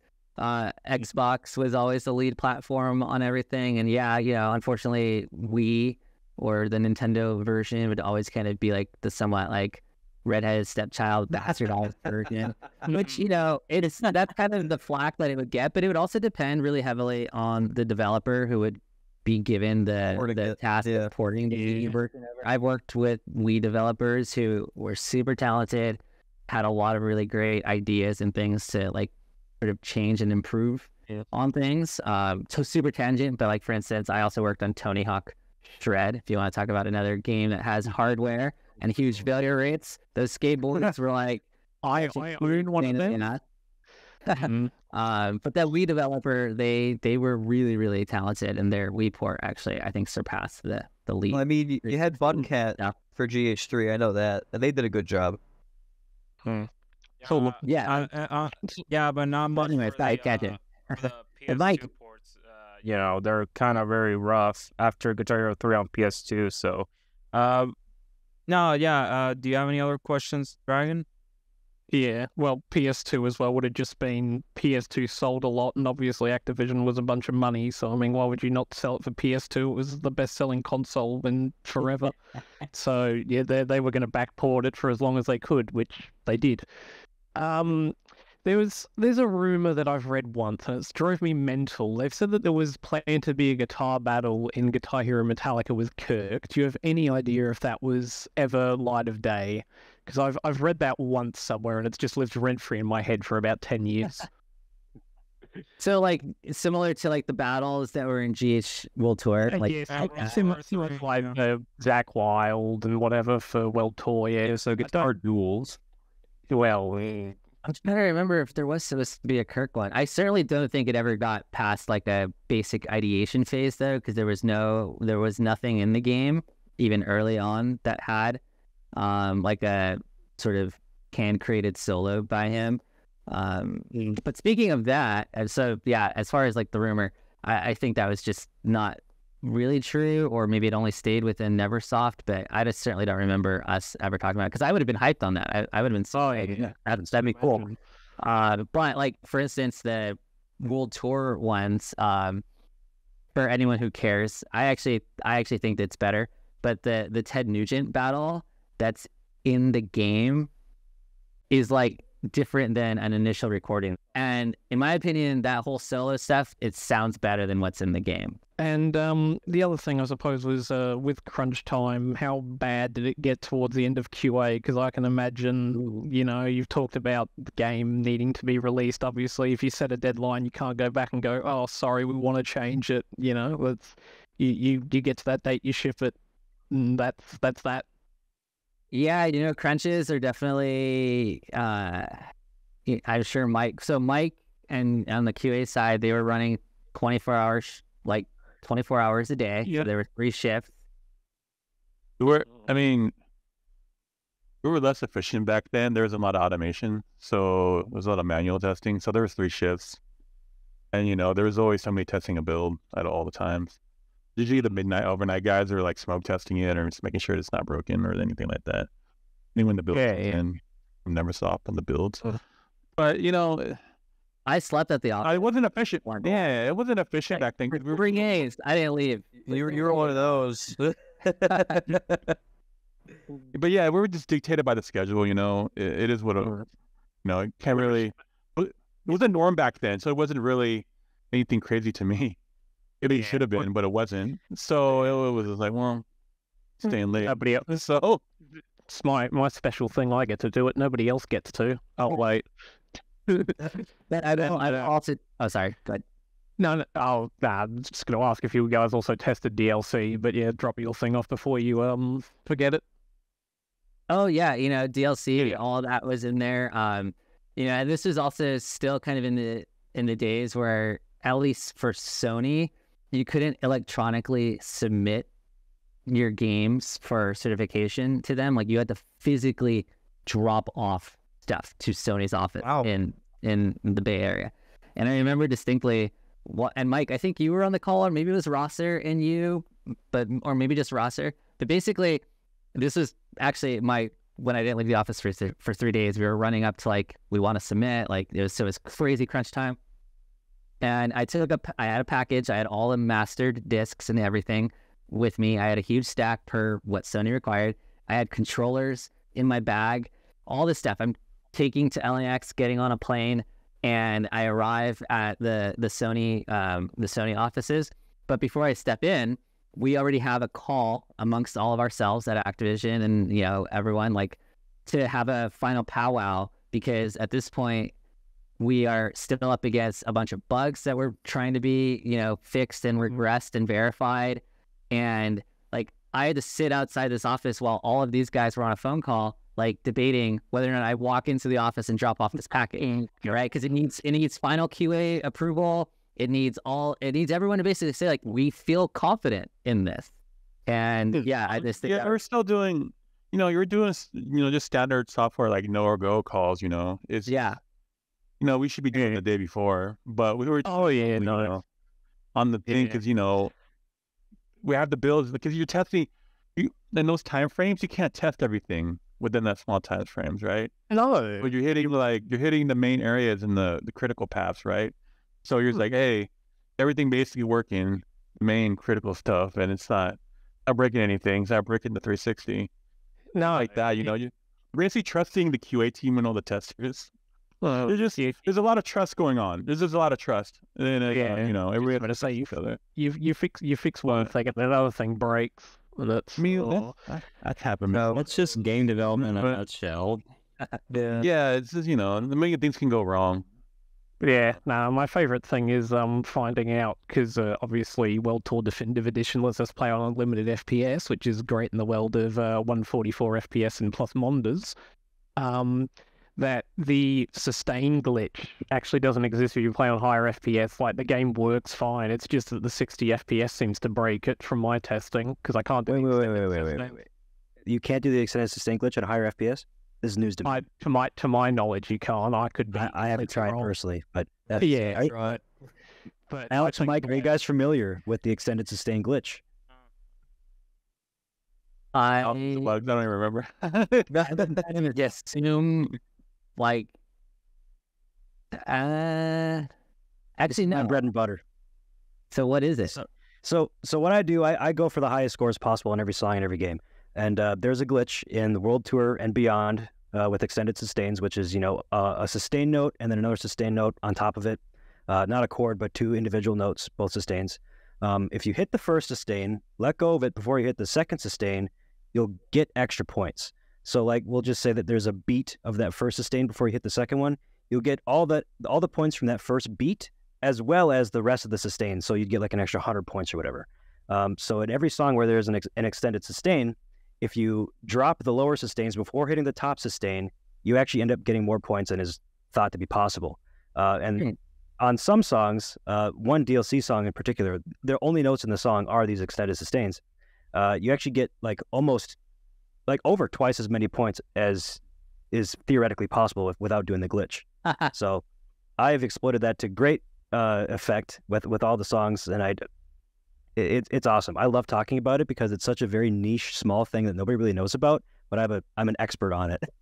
On the small niche topic. That's a glitch I've never heard of, and I don't care about score whatsoever. I just play because it's fun. Yeah, you can play it as casually as you want. You can play it as competitively as you want. That's a good game by nature.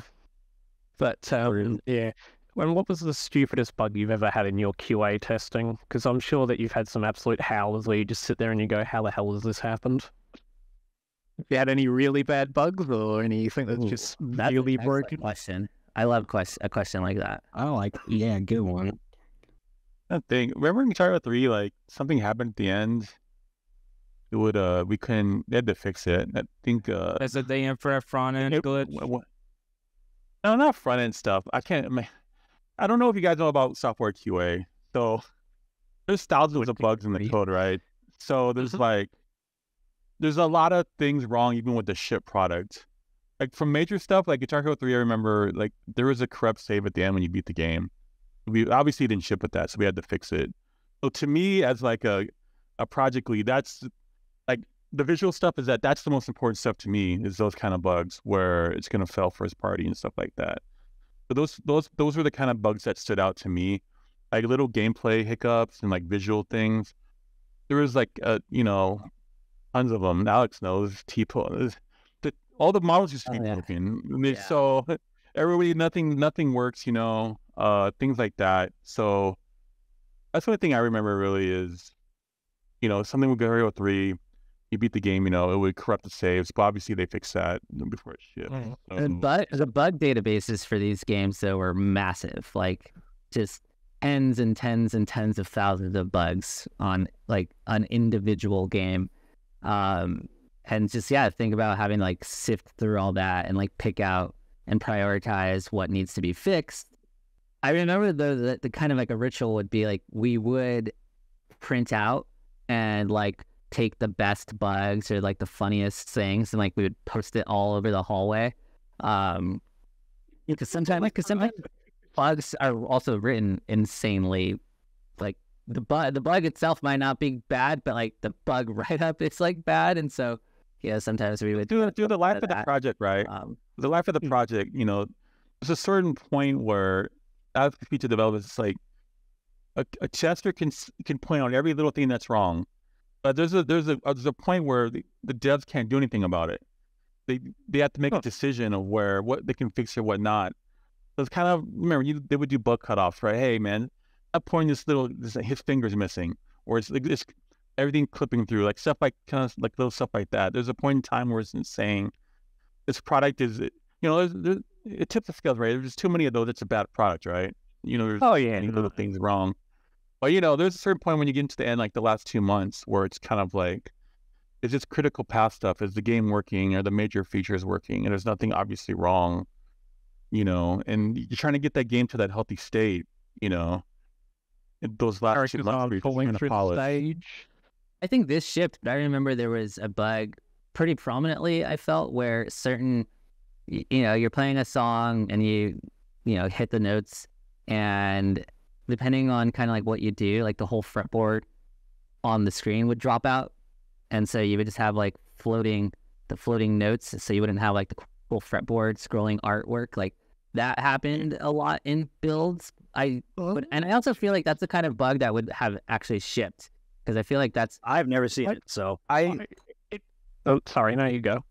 Oh, okay. I got nothing else. I apologize. I did just remember probably one of the most infamous GH3 bugs is and Moose, you'll know about this. After a star power phrase, one of the notes becomes gigantic. Yeah. So if you activate on a star power phrase. Yeah, if you activate on a star power phrase, it's not something weird. One of the notes will be like huge. It grows like 400 times its size, and it's great. And then isn't there like a ghost sustain or something bug as well? Like when it's when the sustain like turns like gray, right? Yeah, it's as if the note was missed but hit at the same time. Yeah, just a lot of like it's in all the games. Yeah. Yeah, That's if you miss a note and then it hits it like on the next frame or something, I believe. There was one person we had the other day, because we had to, Zedek, who's here, he had to rewrite the entire input system so we could get HOFO chords on Guitar Hero World Tour, because obviously that never shipped with the game, which is very impressive in its own.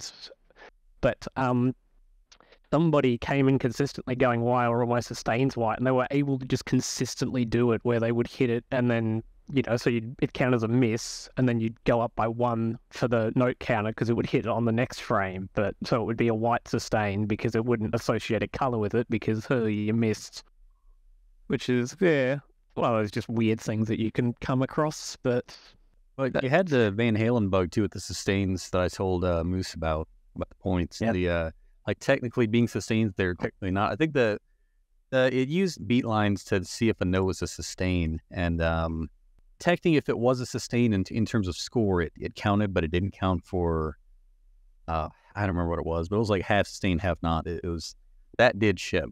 Yeah, because like on the console games, it's not visible. And even on World Tour Deluxe, it's not visible as a sustain. But when you like export the MIDI file, and you load it up in Moonscraper or whatever, it actually shows as a sustain.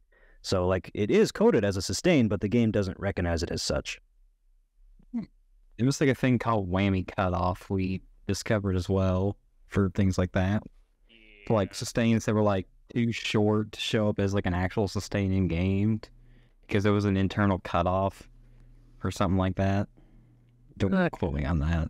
Still better than Guitar Hero on Tour. I think it was on Tour's QA or its Modern Hits, where there's obviously you had the only the 4 frets for the DS, and there are some songs that have a orange note on them, and you can guess how well that goes. So that's no we're seeing on those games. Before we head into the community questions, I want to go into ask my last question. So, you guys know that Guitar Hero Warriors of Rock is the last mainline 5-fret Guitar Hero game, all until 2015 when they reboot Guitar Hero Live. Which I want to ask that first. What do you think of the Guitar Hero Live guitars, and what do you think of the game rebooted when it was first announced in 2014 or 15? I forget which year it was. I think it was still 15. I think it was just early 15. I actually never played it. I had been gone from Activision for a couple of years at that point. You didn't miss much, brother. Don't worry about it.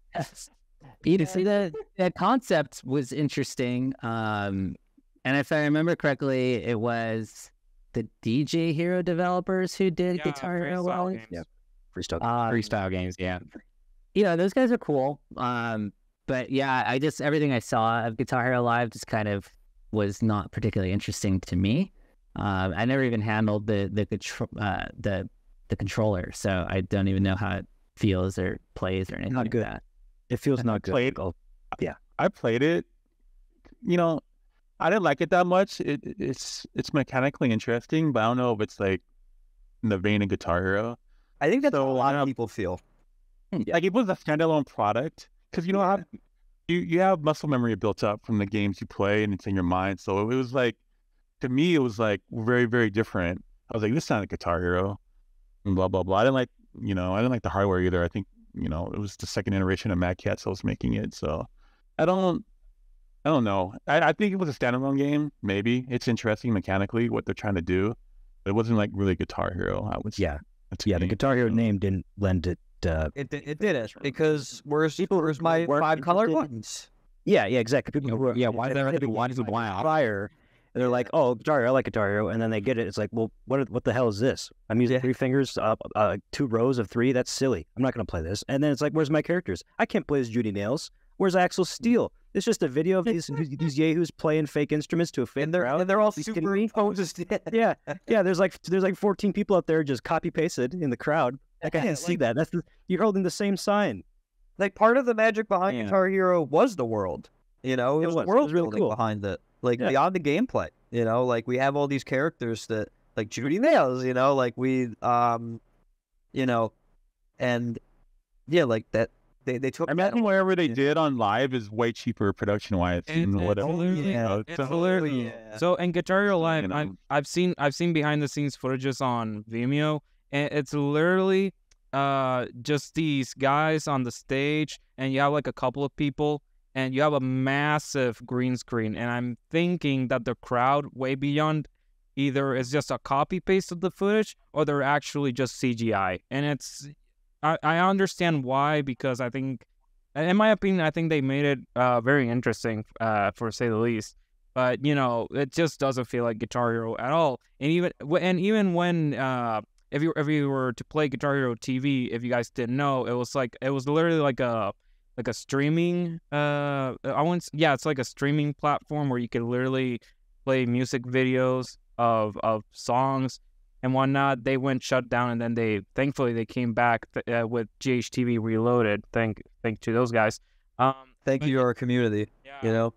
And I agree. It's not really Guitar Hero when you look back at it. And even I have that guitar, but yeah, I've got one. It's they don't feel really great, and to be honest, it just doesn't really feel like it's part of the Guitar Hero branding, or even the game or the series. If we're gonna be completely honest. But no. So my other question, actually, I was mentioning that Guitar Hero Warriors of Rock was the last game in the main 5-fret line, and correct me if I'm wrong. RedOctane disbanded in 2010, right? Or was it a little bit more later? That kind of sounds, I think, correct, because as I mentioned, I hired on out of Activision into RedOctane. Like, I was a RedOctane employee. But then we folded back into Activision a couple years later. So it's 2010 kind of sounds about right. I looked it up, and it was February of 2010. Makes sense. The Warriors of Rock Guitar doesn't have any RedOctane branding anywhere on it. The Guitar Hero Warriors of Rock Guitar just says Activision. Well, yeah, and that was like I think that was the only guitar to be like developed in-house in Activision, rather than, because it definitely, as you in-house, it came out weird. Yeah, it came out a lot weirder than all the Warrior ones before it, and they're actually they're the most difficult to mod because by far they're insane. They're in order to open it, you need to pry the thing as if you're going to break it, and then there's barely any space inside. They made it very compact electronics. It's just a stick. Because it's a stick. Yep, it's a stick. It's pretty funny. So one of my questions is, do you remember exactly? Or actually, you know what? Do you knew kind of that Warriors of Rock was gonna be the last game? I certainly didn't think that after 6, it would be like the last one of kind of its generation. I worked on 6 a little bit in like pre-production early days, but then I moved off of the game, and that's when I went to go work on Tony Hawk. I didn't actually like see that game through to completion, which I kind of wish I did, because it was, it was interesting up to the point where I left. But yeah, I just kind of thought that they were going to keep going. Obviously, we knew that we were like oversaturating, and like we touched on earlier, we're putting out a lot of games in a pretty short amount of time. But it still seemed like there was some kind of appetite for the games, right? Like they were still doing pretty well. So I never had any personal feeling that like we were like the well was drying up that quickly. I seem to recall a little bit about, like VV was going to take over. And then I left the company, like, I think a year or so after that time frame. So I didn't have a lot of those sort of insights into some of the things. One thing that I don't know if you guys know, but since we're kind of touching on certain things, was we had like a POC of like incorporating keys into a game. So the Guitar Hero Van Halen developer, they were really kind of pushing for like sort of the next evolution, which would be incorporating keys.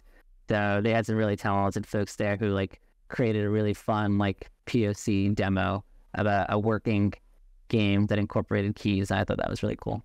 So, did not know that. I was just gonna bring up this faceplate. I don't know if you guys are familiar with it, but I found this online a couple of days ago. Well, not a couple of days ago, a couple of months ago.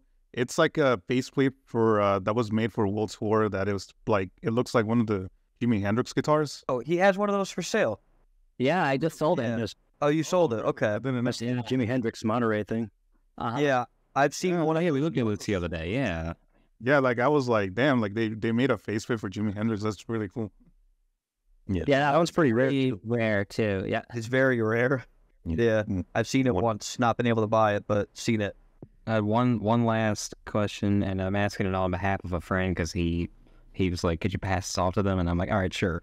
Way back in the beginning, we mentioned Konami and Guitar Freaks or whatever. Did y'all ever run into any issues with that, like legal issues with like Guitar Freaks and Konami or anything when Guitar Hero, when GH1 was in development or whatever?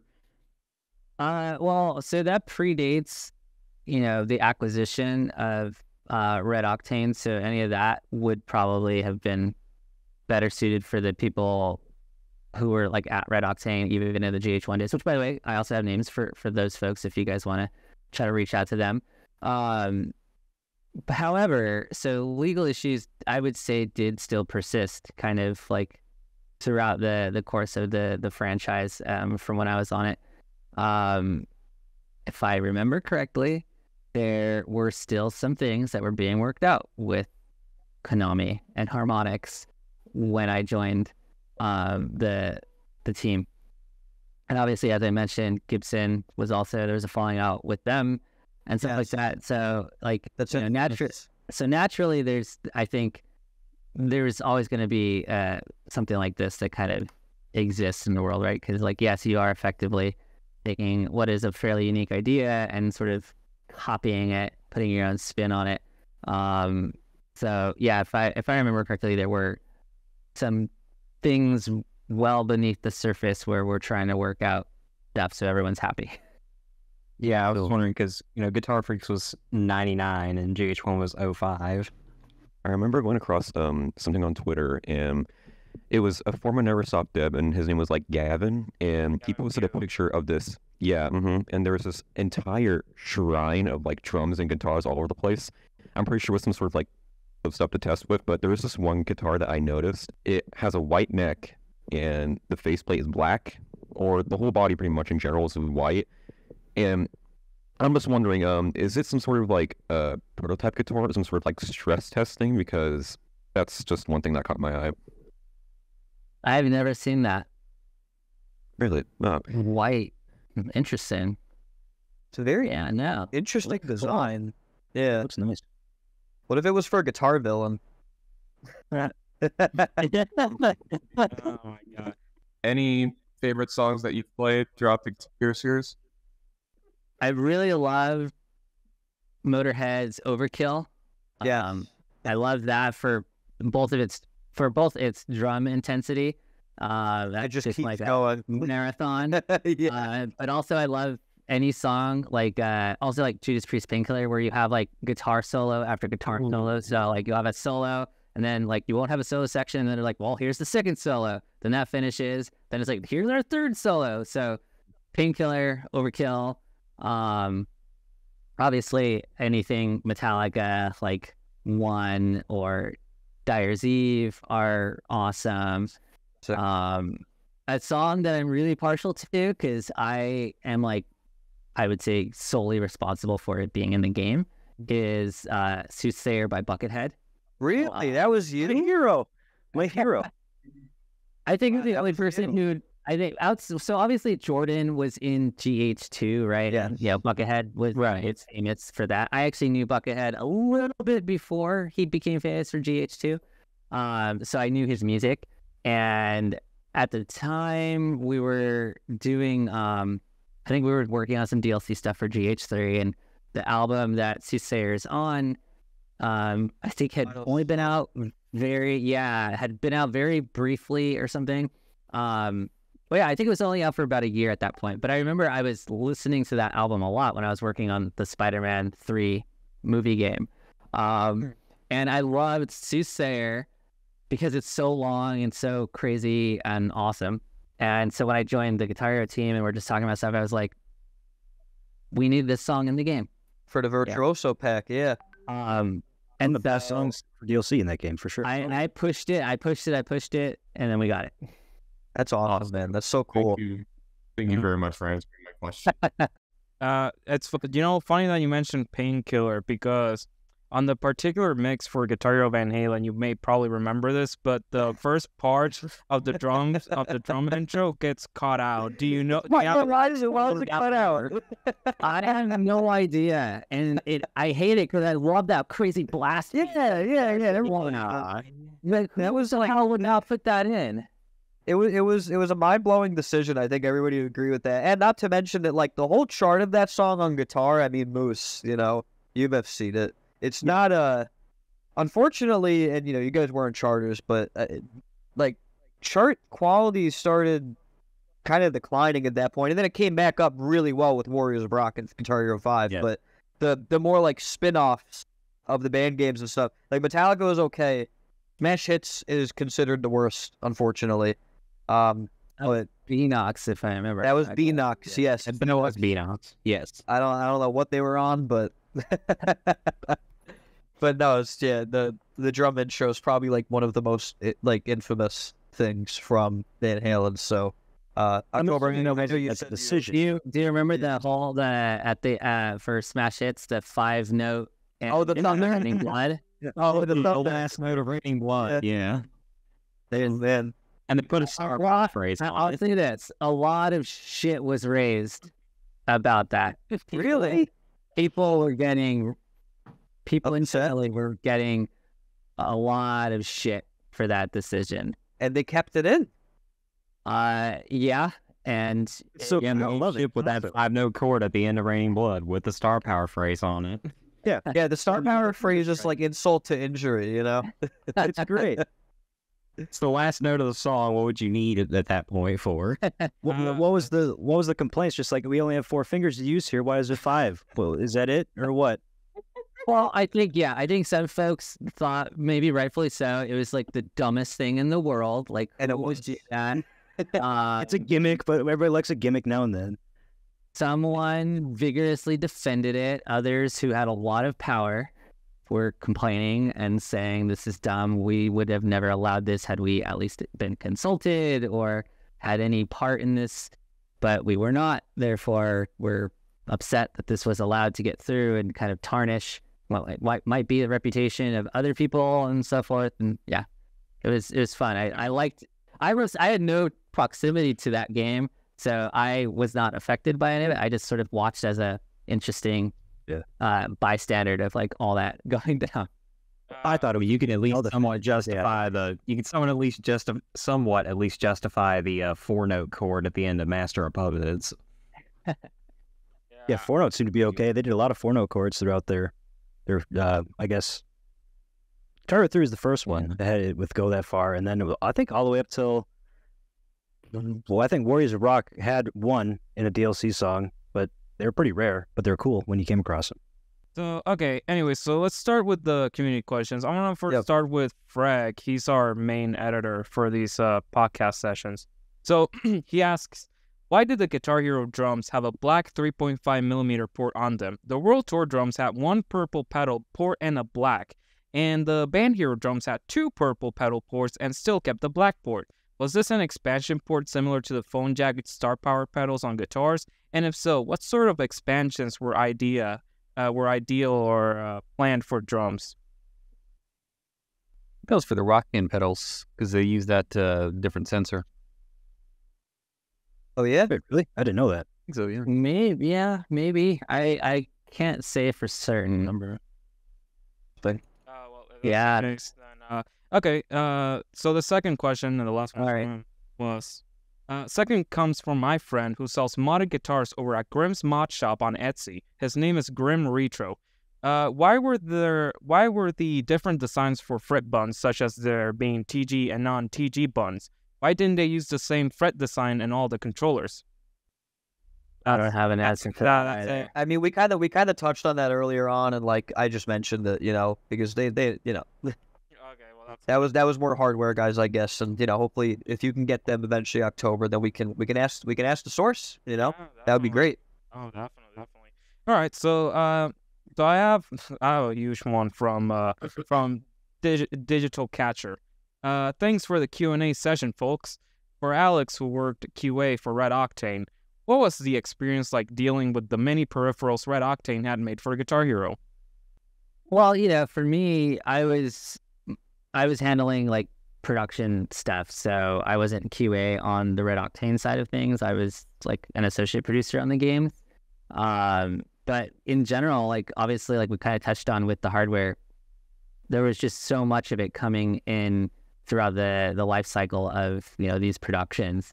Some of it was prototype, obviously, as we mentioned, and a lot of it though was like kind of final production versions.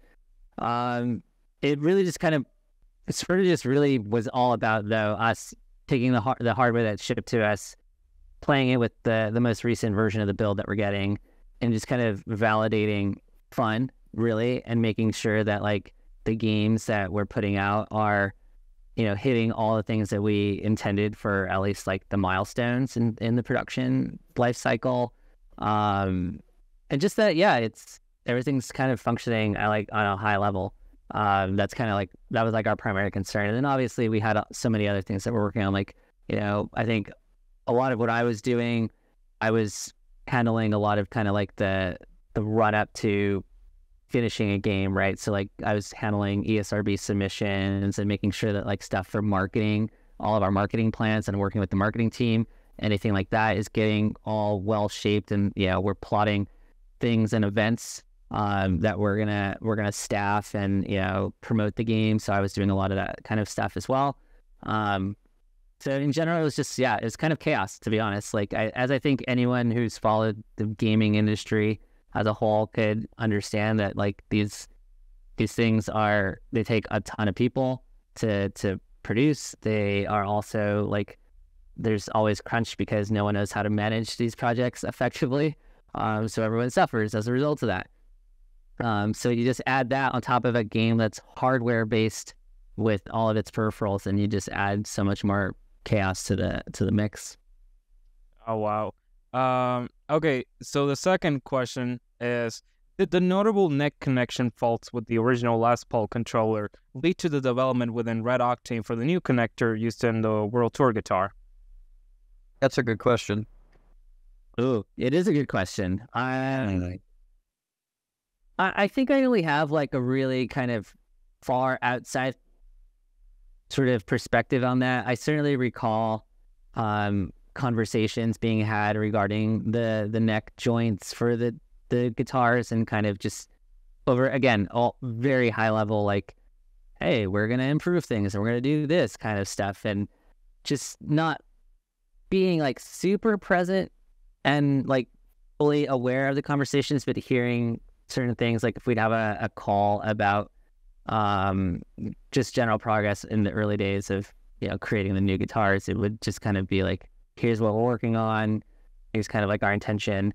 But again, us as the Activision side producers, we were more about the game and its design and how it's all coming together based on the schedule. And so the hardware was just kind of secondary to that. We trusted the people who were up in Mountain View, who were obviously very good at their jobs, to produce the stuff, and then let us know, hey, like, it's ready, we're going to send some stuff down.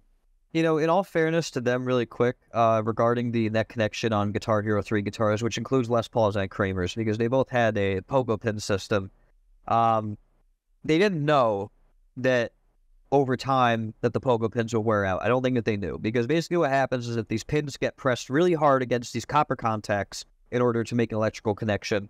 And over time, the pins put pressure on the contacts, and then they dent them. And now because it's dented, it doesn't have nearly as much of a surface area to grab onto. And so I genuinely don't think that the engineers knew that was going to happen. I think that it seemed like a really good system at the time. And then with the World Tour guitars, they opted to design an in-house custom socketed connection. And that solved the problem completely. The only time anything ever goes wrong with the socketed connection on World Tour and Guitar Hero 5/Band Hero is if it's dirty. You just take a toothbrush or a Q-tip to it, and then it's all good. But yeah, I can imagine that, again, like going back to what I was saying about getting World Tour, it's like, what do you mean they don't work? Probably a weird thing to hear at the time, but I don't want to keep up too much time with the community questions, so go on, October. Yeah, so the other one is, Did RedOctane also test out their peripherals on other 5-fret rhythm games such as Rock Band or Guitadora/Guitar Freak? Oh, for sure. We always wanted to do our best to do like cross compatibility and just kind of see how things work, because we understood that fans would sort of anticipate and like expect that kind of interoperability between games, right? So we always wanted to make sure that at a bare minimum you can play these games and still have fun, right? And that expected functionalities would work the way that they should. So we were definitely doing it. I wouldn't say it was like a huge component to like, you know, our overall like process. It was just one of those things that if you think about a long checklist of let's just make sure it's good practice to include this, right? Having those checks were part of it for sure. Oh, okay. IMF, if you want to do the other one about Brian Bright, I'll be right back. Sure. All right. What do you think about the story of Brian Bright and League in Chart having to smuggle themselves with a bunch of Xboxes and a World Tour dev build into China in order to fix up the drums before World Tour is released? And there's a Internet Archive link here. That actually sounds kind of familiar. I don't recall, like, I've only ever like spoken with Brian super small amounts. I think the biggest was we were in games. We went to Germany for Gamescom, and he and I like had some time in a room together with different like journalists and things like that, and that was probably the biggest extent of it. I think I recall hearing this story though. I mean, it's no surprise that Lee would be there because Lee was the head of the hardware. Kind of surprised to hear though that Brian was there along with him, but I'm sure it happened. You know, I think there are stories like that you know you'll find actually are completely true. Usually, if it's like fun and crazy and outlandish, it happened. I didn't even know about that. That's crazy. Given how Activision has handled its studios in the past decade since the release of Warriors of Rock, do you think Guitar Hero would have been in better hands if RedOctane remained independent or got acquired by a different company? Is there a company you would think that would have been a better fit acquiring Octane or RedOctane? That's a great question. That's a really good question, actually. I certainly think that, yeah, they should have just been completely its own entity, allowed to do its thing at its own pace, make all its own decisions, because they clearly had a hit formula, right? They managed to get Guitar Hero 1, Guitar Hero 2. They also had all of their existing business prior to that, where they had a pretty strong following, especially with, I think, like their robust DDR dance pads and things like that, right? So they had a magic formula, and I'm not necessarily saying like Activision buying them is like the worst thing. It's just probably how Activision chose to run that business.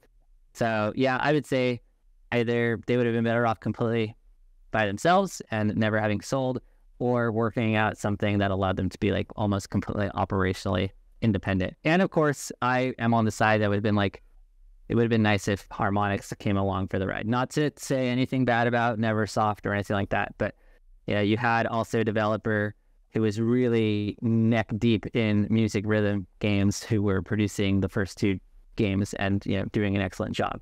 So when you just think of the whole package and kind of everything that came before and everything that happened after, you know, you hindsight's 2020 and you think about all the decisions that go in between, and it probably just seems like everything would have been better in the sort of old way of things. Yeah.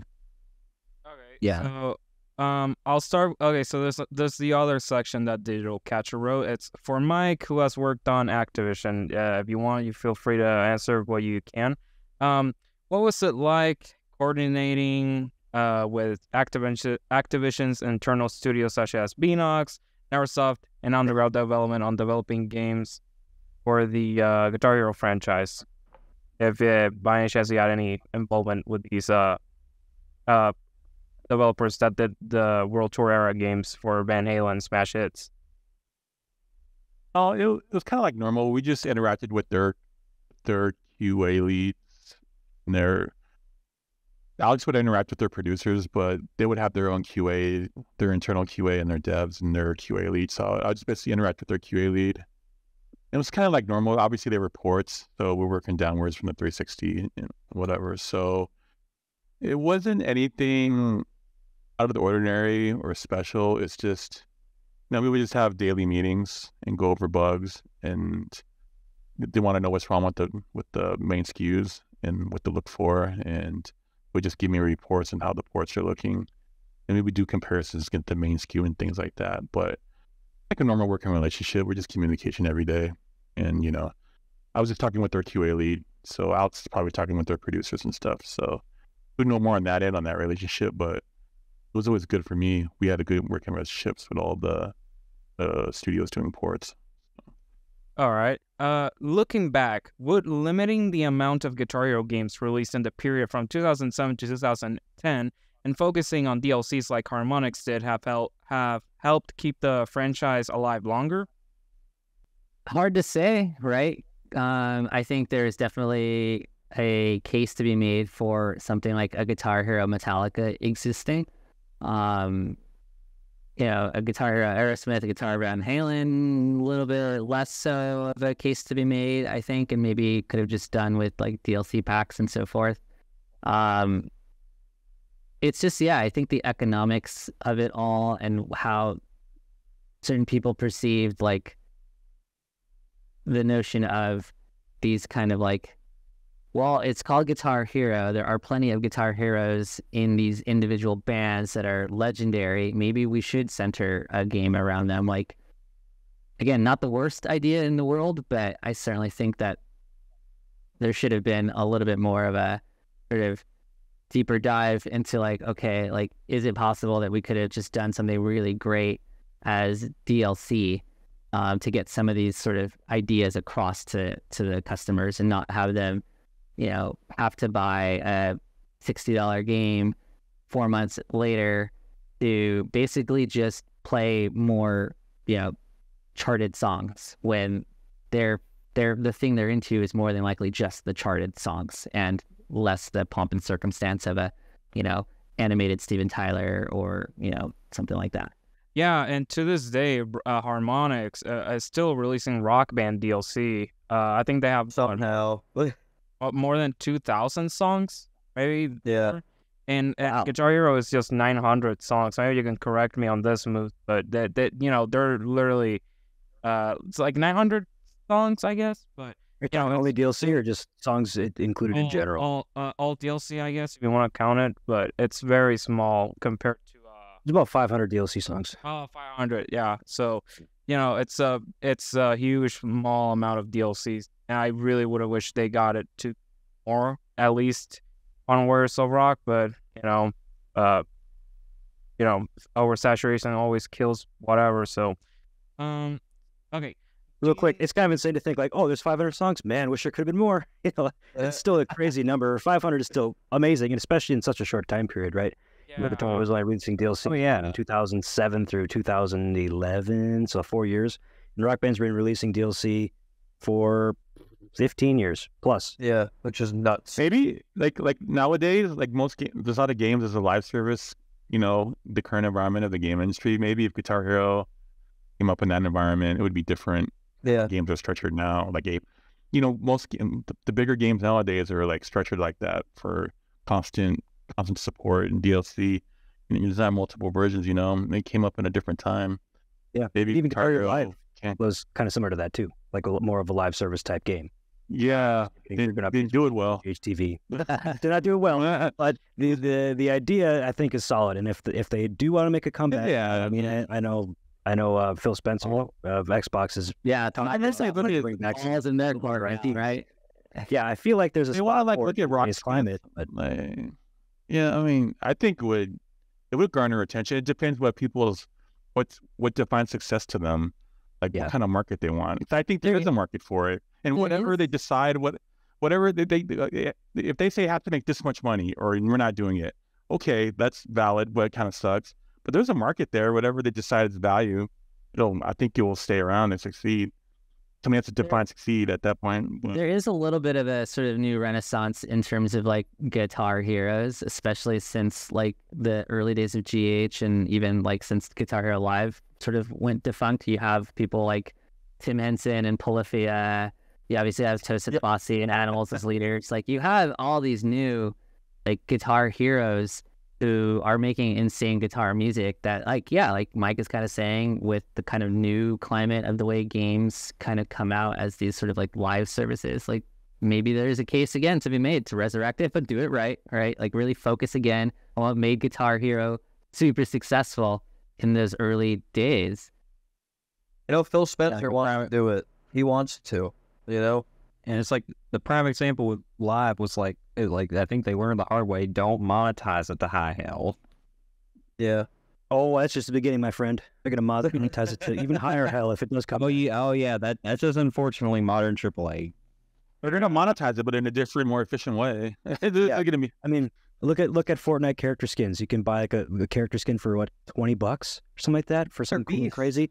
You could do that for Guitar Hero. You know, you could buy a different Axel Steel skin, and if it's $20 or whatever, or do like the Call of Duty model like they've been doing. You know, you could have a guitar bundle. You could have a different note highway, kind of like what they did with Guitar Hero Live, but they're going to charge $20 for it. Higher than that. Do my research. Yeah, I'll be a consultant for you. Get in contact. I mean, we already had the question about couples retreat. Yeah, We did that earlier, didn't we? No, actually, I saw that, but let me click back over, and because I actually kind of have a little story with respect to things like that. Okay, so there's couples retreat. Okay, yeah, you know what? I think I've seen this scene before, actually. So it shouldn't be a surprise that we did everything in our power to, put the game where, yeah, I've seen this scene, where we could, put it to advertise it and get its absolutely, name and stuff out there. Did I do more beyond this? So actually, the only one I can remember is the show Californication. I don't know if any of you guys are familiar with that show. It was on Showtime, starring David Duchovny from The X-Files. So there was a call that came to me from our PR, head of PR, and she was like, "Hey, do you want to go to the set of Californication? They're shooting, and we're gonna have Guitar Hero be like in the scene. Like, do you want to go and like hang out and be a part of this kind of thing?" I was like, "Yeah, like leave work and go to a Hollywood set and just hang out with Mulder from X-Files. Hell yeah, say less." So I get there, I show up on set, and it's how you would expect the set to be, which is like very quiet. Everyone's kind of got their own thing happening, and you have to be like the quiet observer. Only for whatever reason, how they were intending to shoot the scene with Guitar Hero, like just kind of they were saying, I guess it was like logistically difficult or something. And so ultimately the ask was that I play in the background, and the actress who's playing the game and being shot, she's just pantomiming to everything on the screen, but everything that's on the screen and is shown in the show is me playing. So I'm playing the game, behind the scenes, and she's doing all the stuff. And so that was really fun to shoot. But it was also, for me, as a huge X-Files fan, it was really fun because David Duchovny, who was not only an actor in the show, happened to be directing that episode.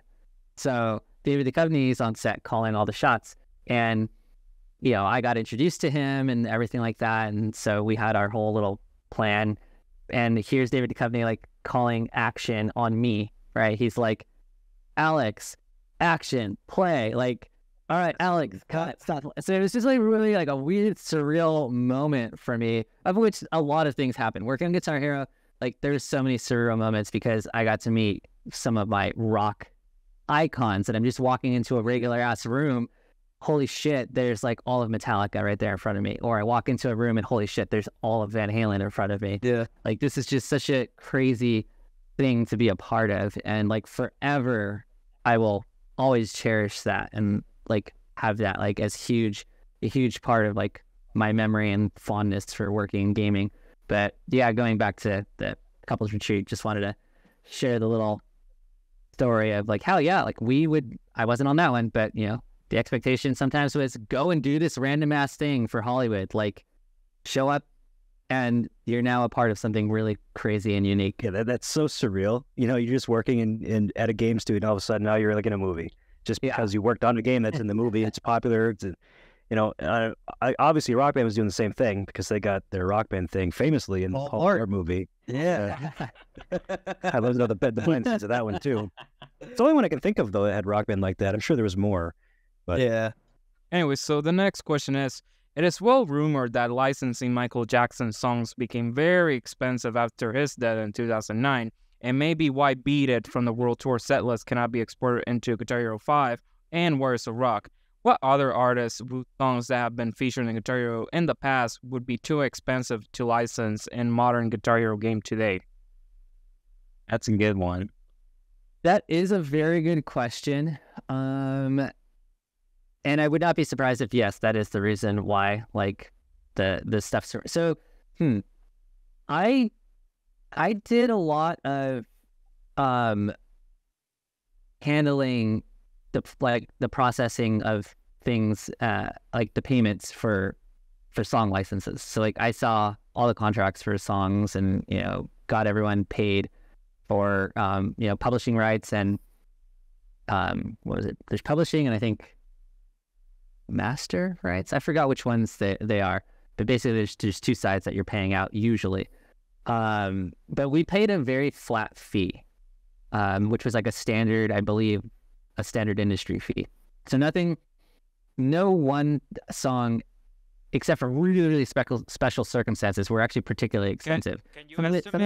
Could you estimate, if you're allowed, could you estimate what was the value when purchasing those master licenses? When, you know, yeah, each side was $7,500.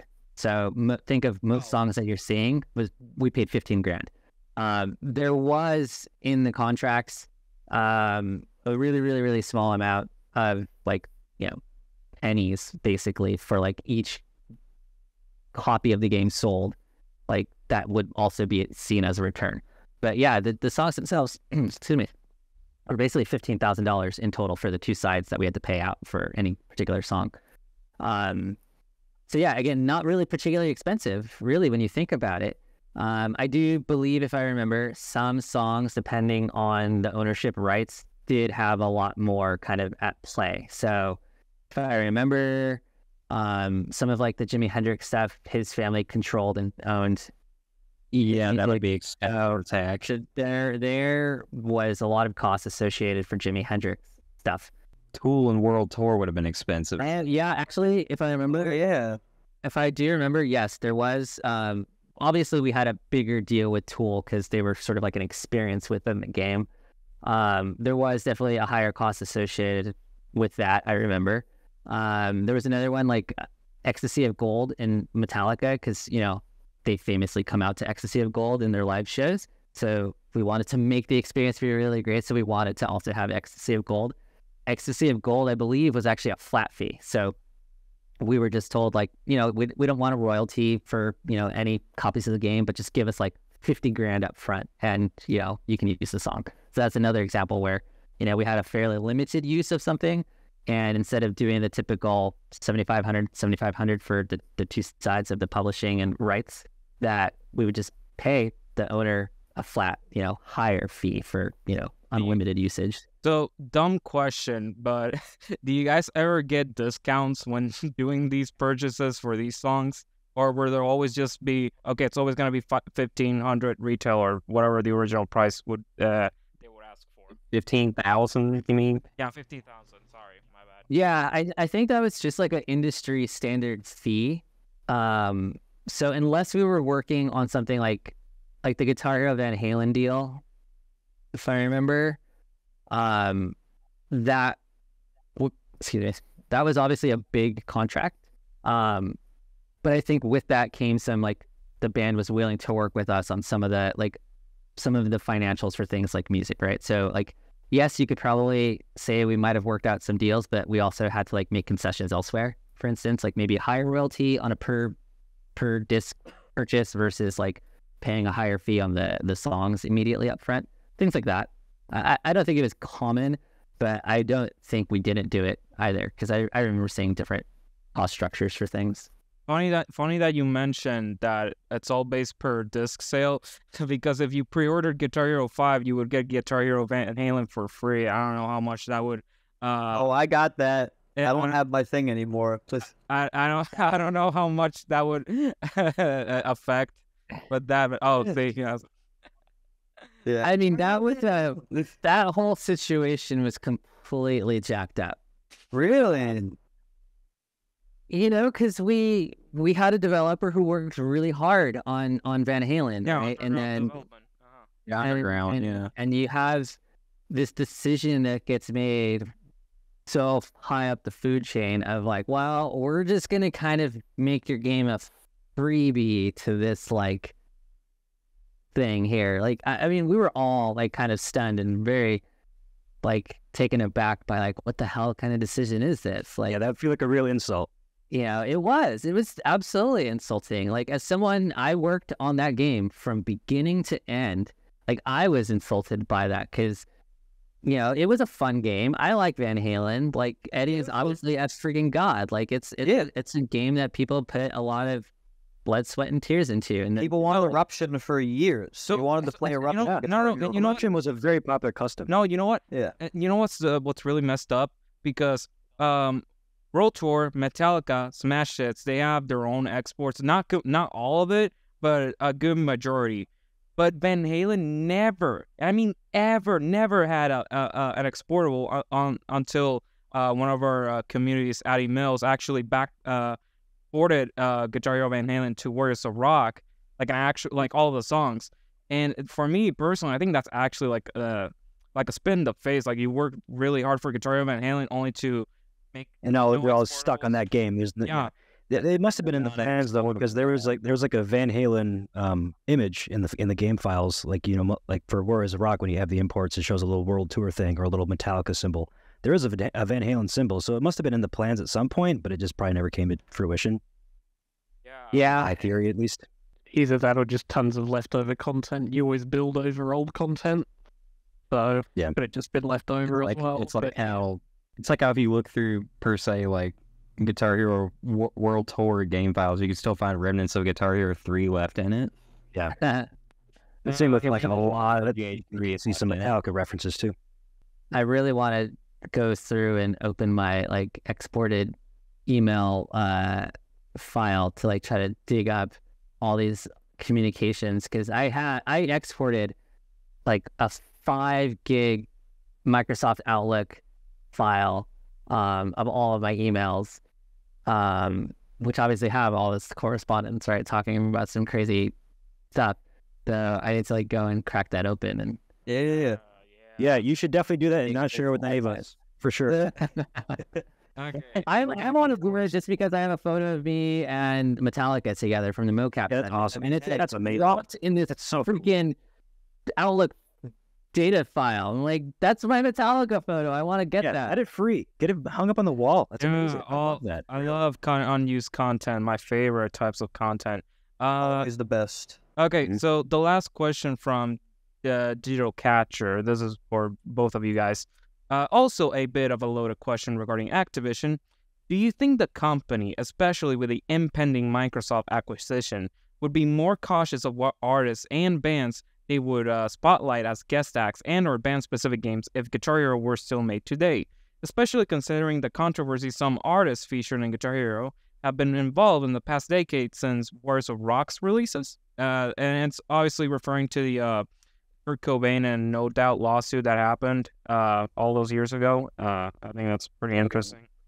You mean the content of the songs or their business dealings with the artists? No. So basically, the lawsuits is that it's Kurt Cobain playing YMCA, and they didn't like using his image on those games, and that goes the same with No Doubt, because they only wanted to do bands, but they don't like in World Tour. If you were to play Today by Smashing Pumpkins, you have Billy Corgan on the vocals, and that's it. You wouldn't play as well, I mean, they would, but it's kind of complicated to explain. But what is trying to say is when you try to play the certain character, certain ones would be forced on you. So, you know, you can only use this character for a certain song. You couldn't use Jimi Hendrix for casual play by normal means. So, you know, Jimi Hendrix could only play Jimi Hendrix songs. You couldn't have Jimi Hendrix playing Metallica. He's asking if he thought there'd be any interactions where it would be, oh, you can't be using this character to do this, or, you know, that's derogatory to our image. Yeah, Which is a type of copyright. But yeah.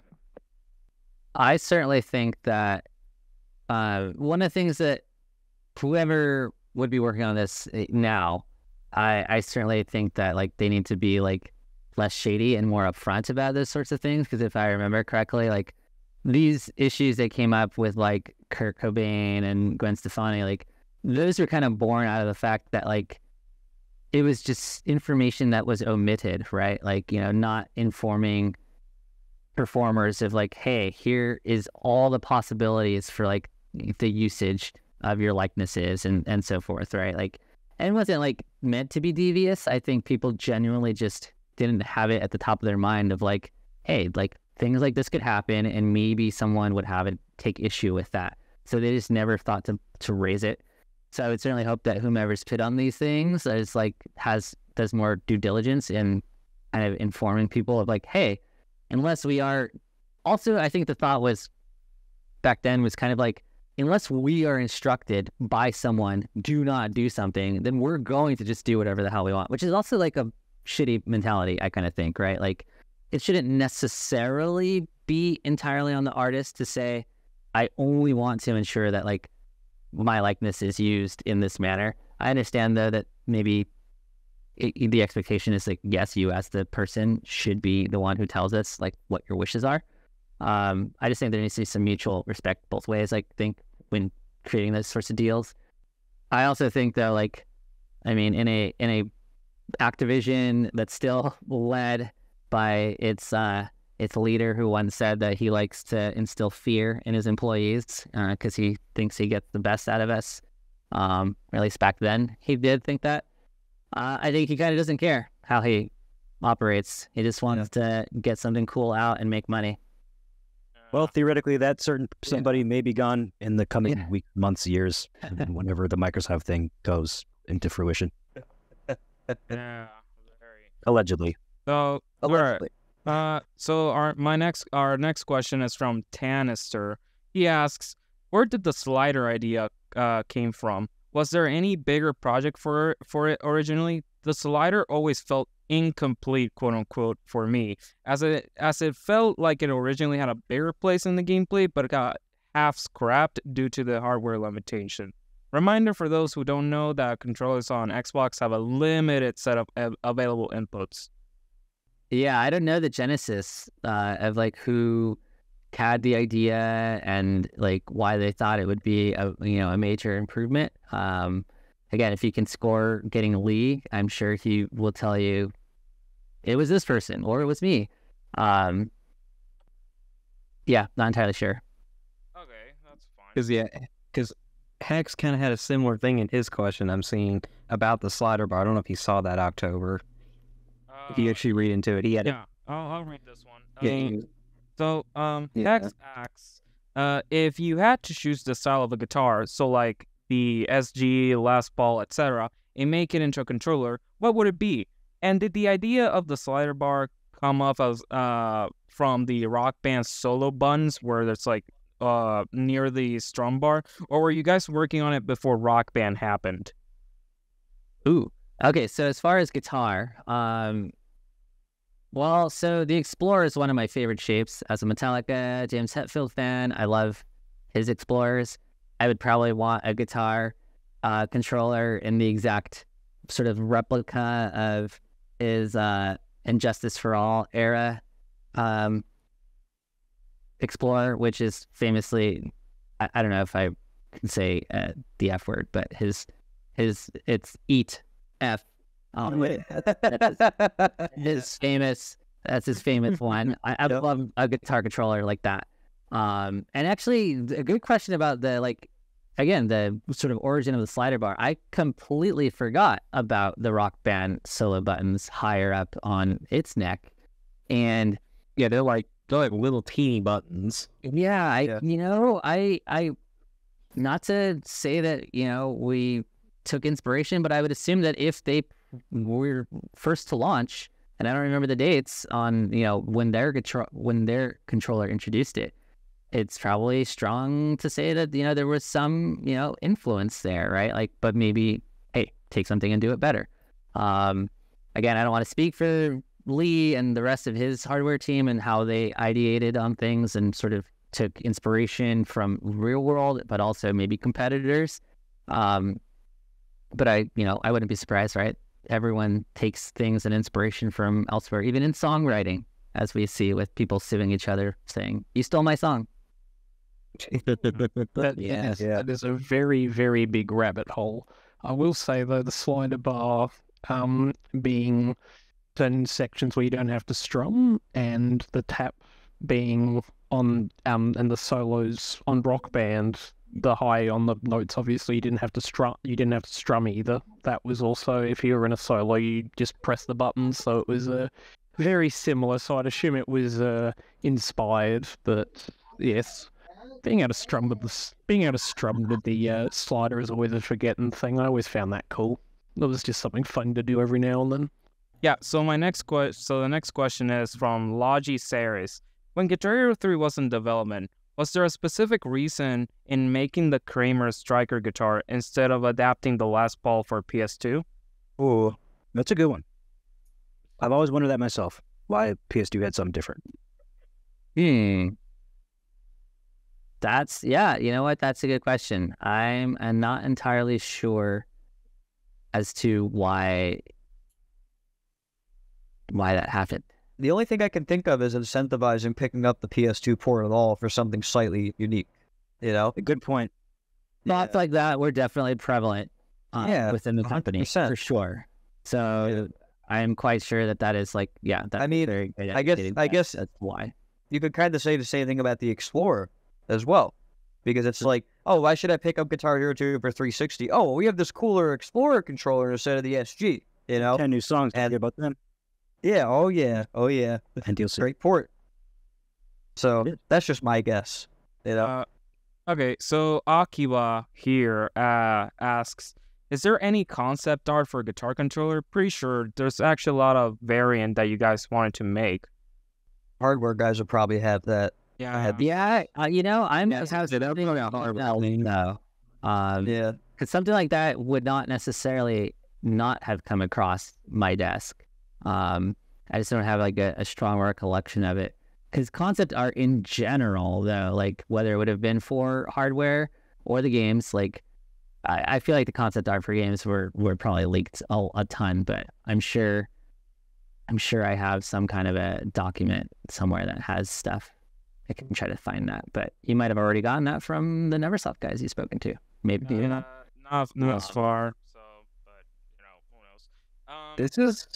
This is probably I'm looking through all the other questions, and like this is probably like the only like most unique one I can find, and it comes from Nugget. Yeah. It was second on October. Well, why was there?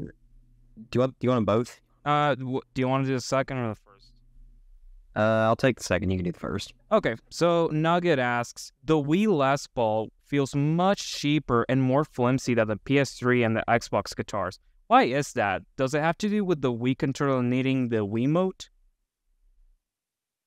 I would assume, so again, basically off of what I kind of know / think, I would think that it just, it has to do with kind of like the concessions that had to be made, right, for powering snapping the Wiimote in there, right? So not only are you also just removing material, but you're probably working with like a slightly different material too. That's the only thing I could say. I haven't touched a Wii guitar controller in a very long time, so I can't remember quite like what it felt like in comparison. But again, like, go on. No, I was going to kind of reiterate, as shitty as it is to say, like, the Wii ports and stuff like that were always just kind of the, like, redheaded stepchild of development.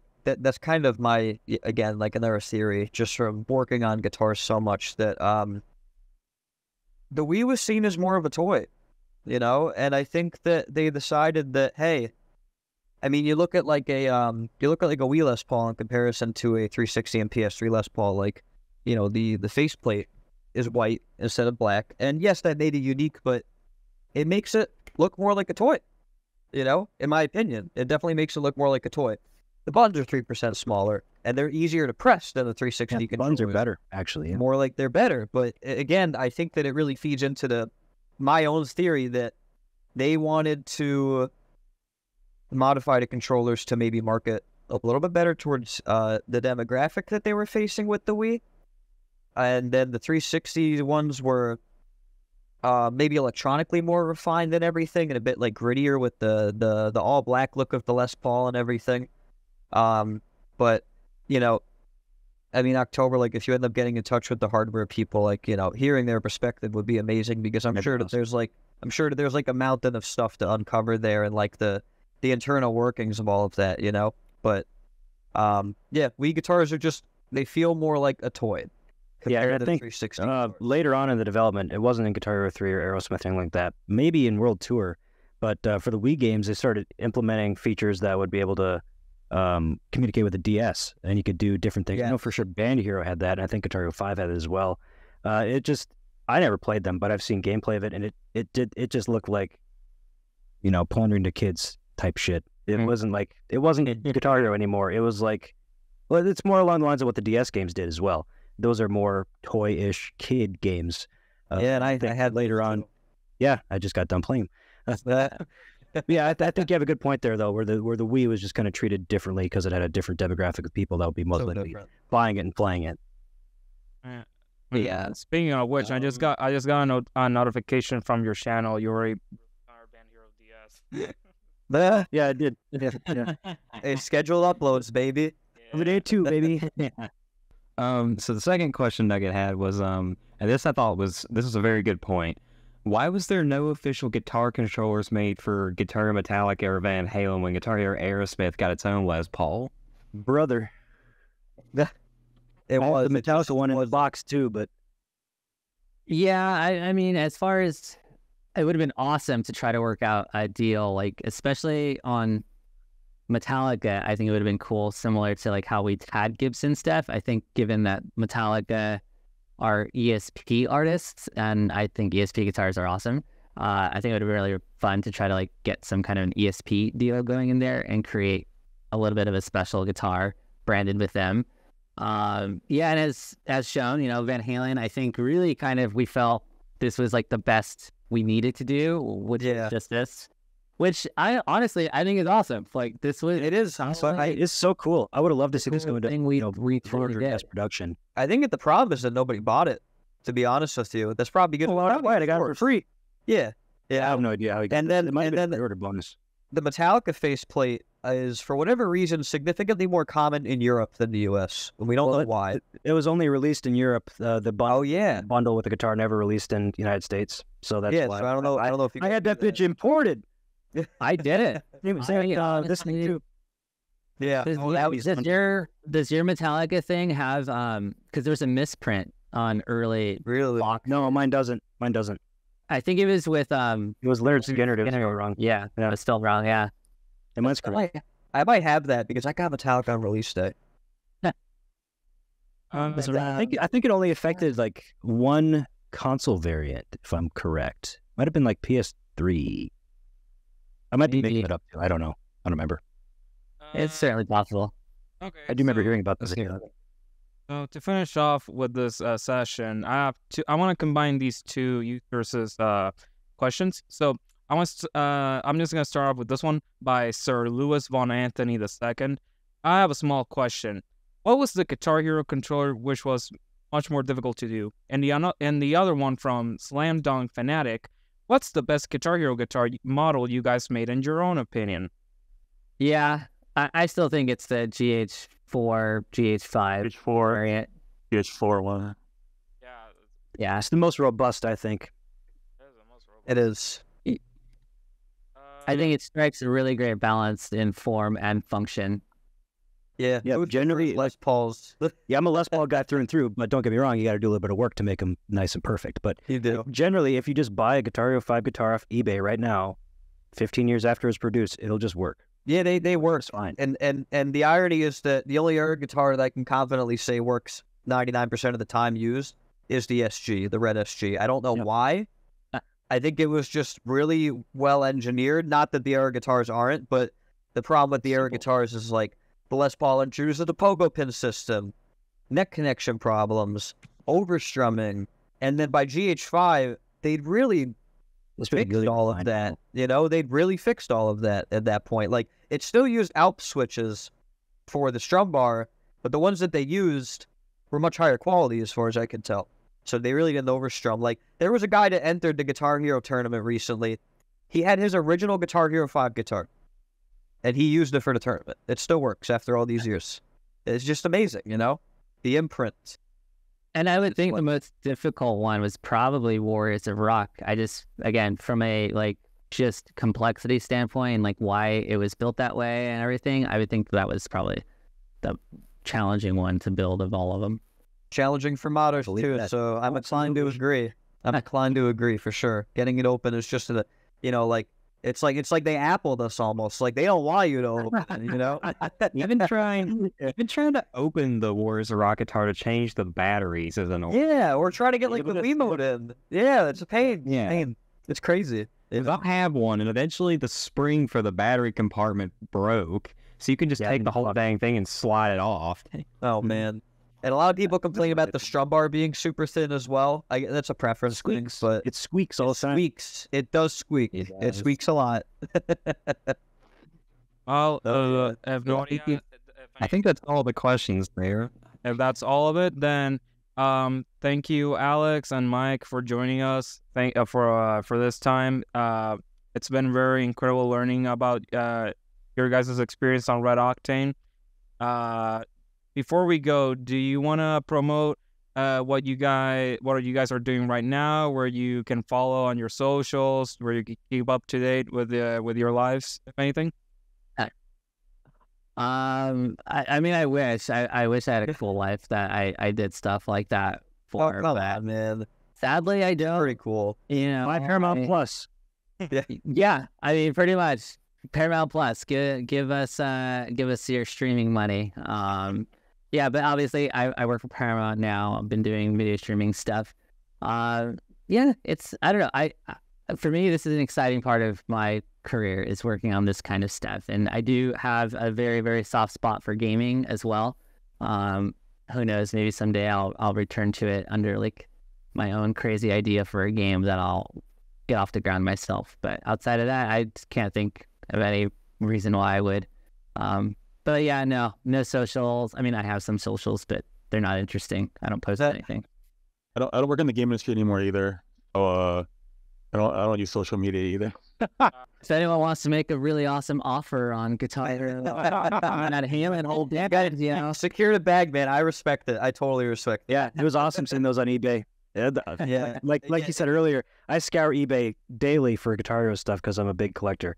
And seeing that prototype guitar, I was like, oh my God, this is a holy grail. This is what we hoped. It's very rare that, that prototype Guitar Hero stuff pops up, especially hardware. It's sent a shockwave, yeah, because, like, again, the experience with Private Collector bought those Guitar Hero 7 concepts and we never saw them again. And so, again, I just want to reiterate the fact that, like, you know, that's going to be in a museum, and I think that that's something really special, because, you know, as Moose just mentioned, like, there's really not a lot of Guitar Hero history preserved. Like, I think that the most interesting thing that we have is the scrapped concepts of Guitar Hero 7 as a concept, but that's really it. And at that point, it was dead in the water. You know, it wasn't even going to move forward. But, you know, like thank you guys for coming on, because being able to look from the outside in at this stuff is, you know, really, really eye-opening. Like, there's a lot of opportunities in life, a lot of things happen in life, and, like,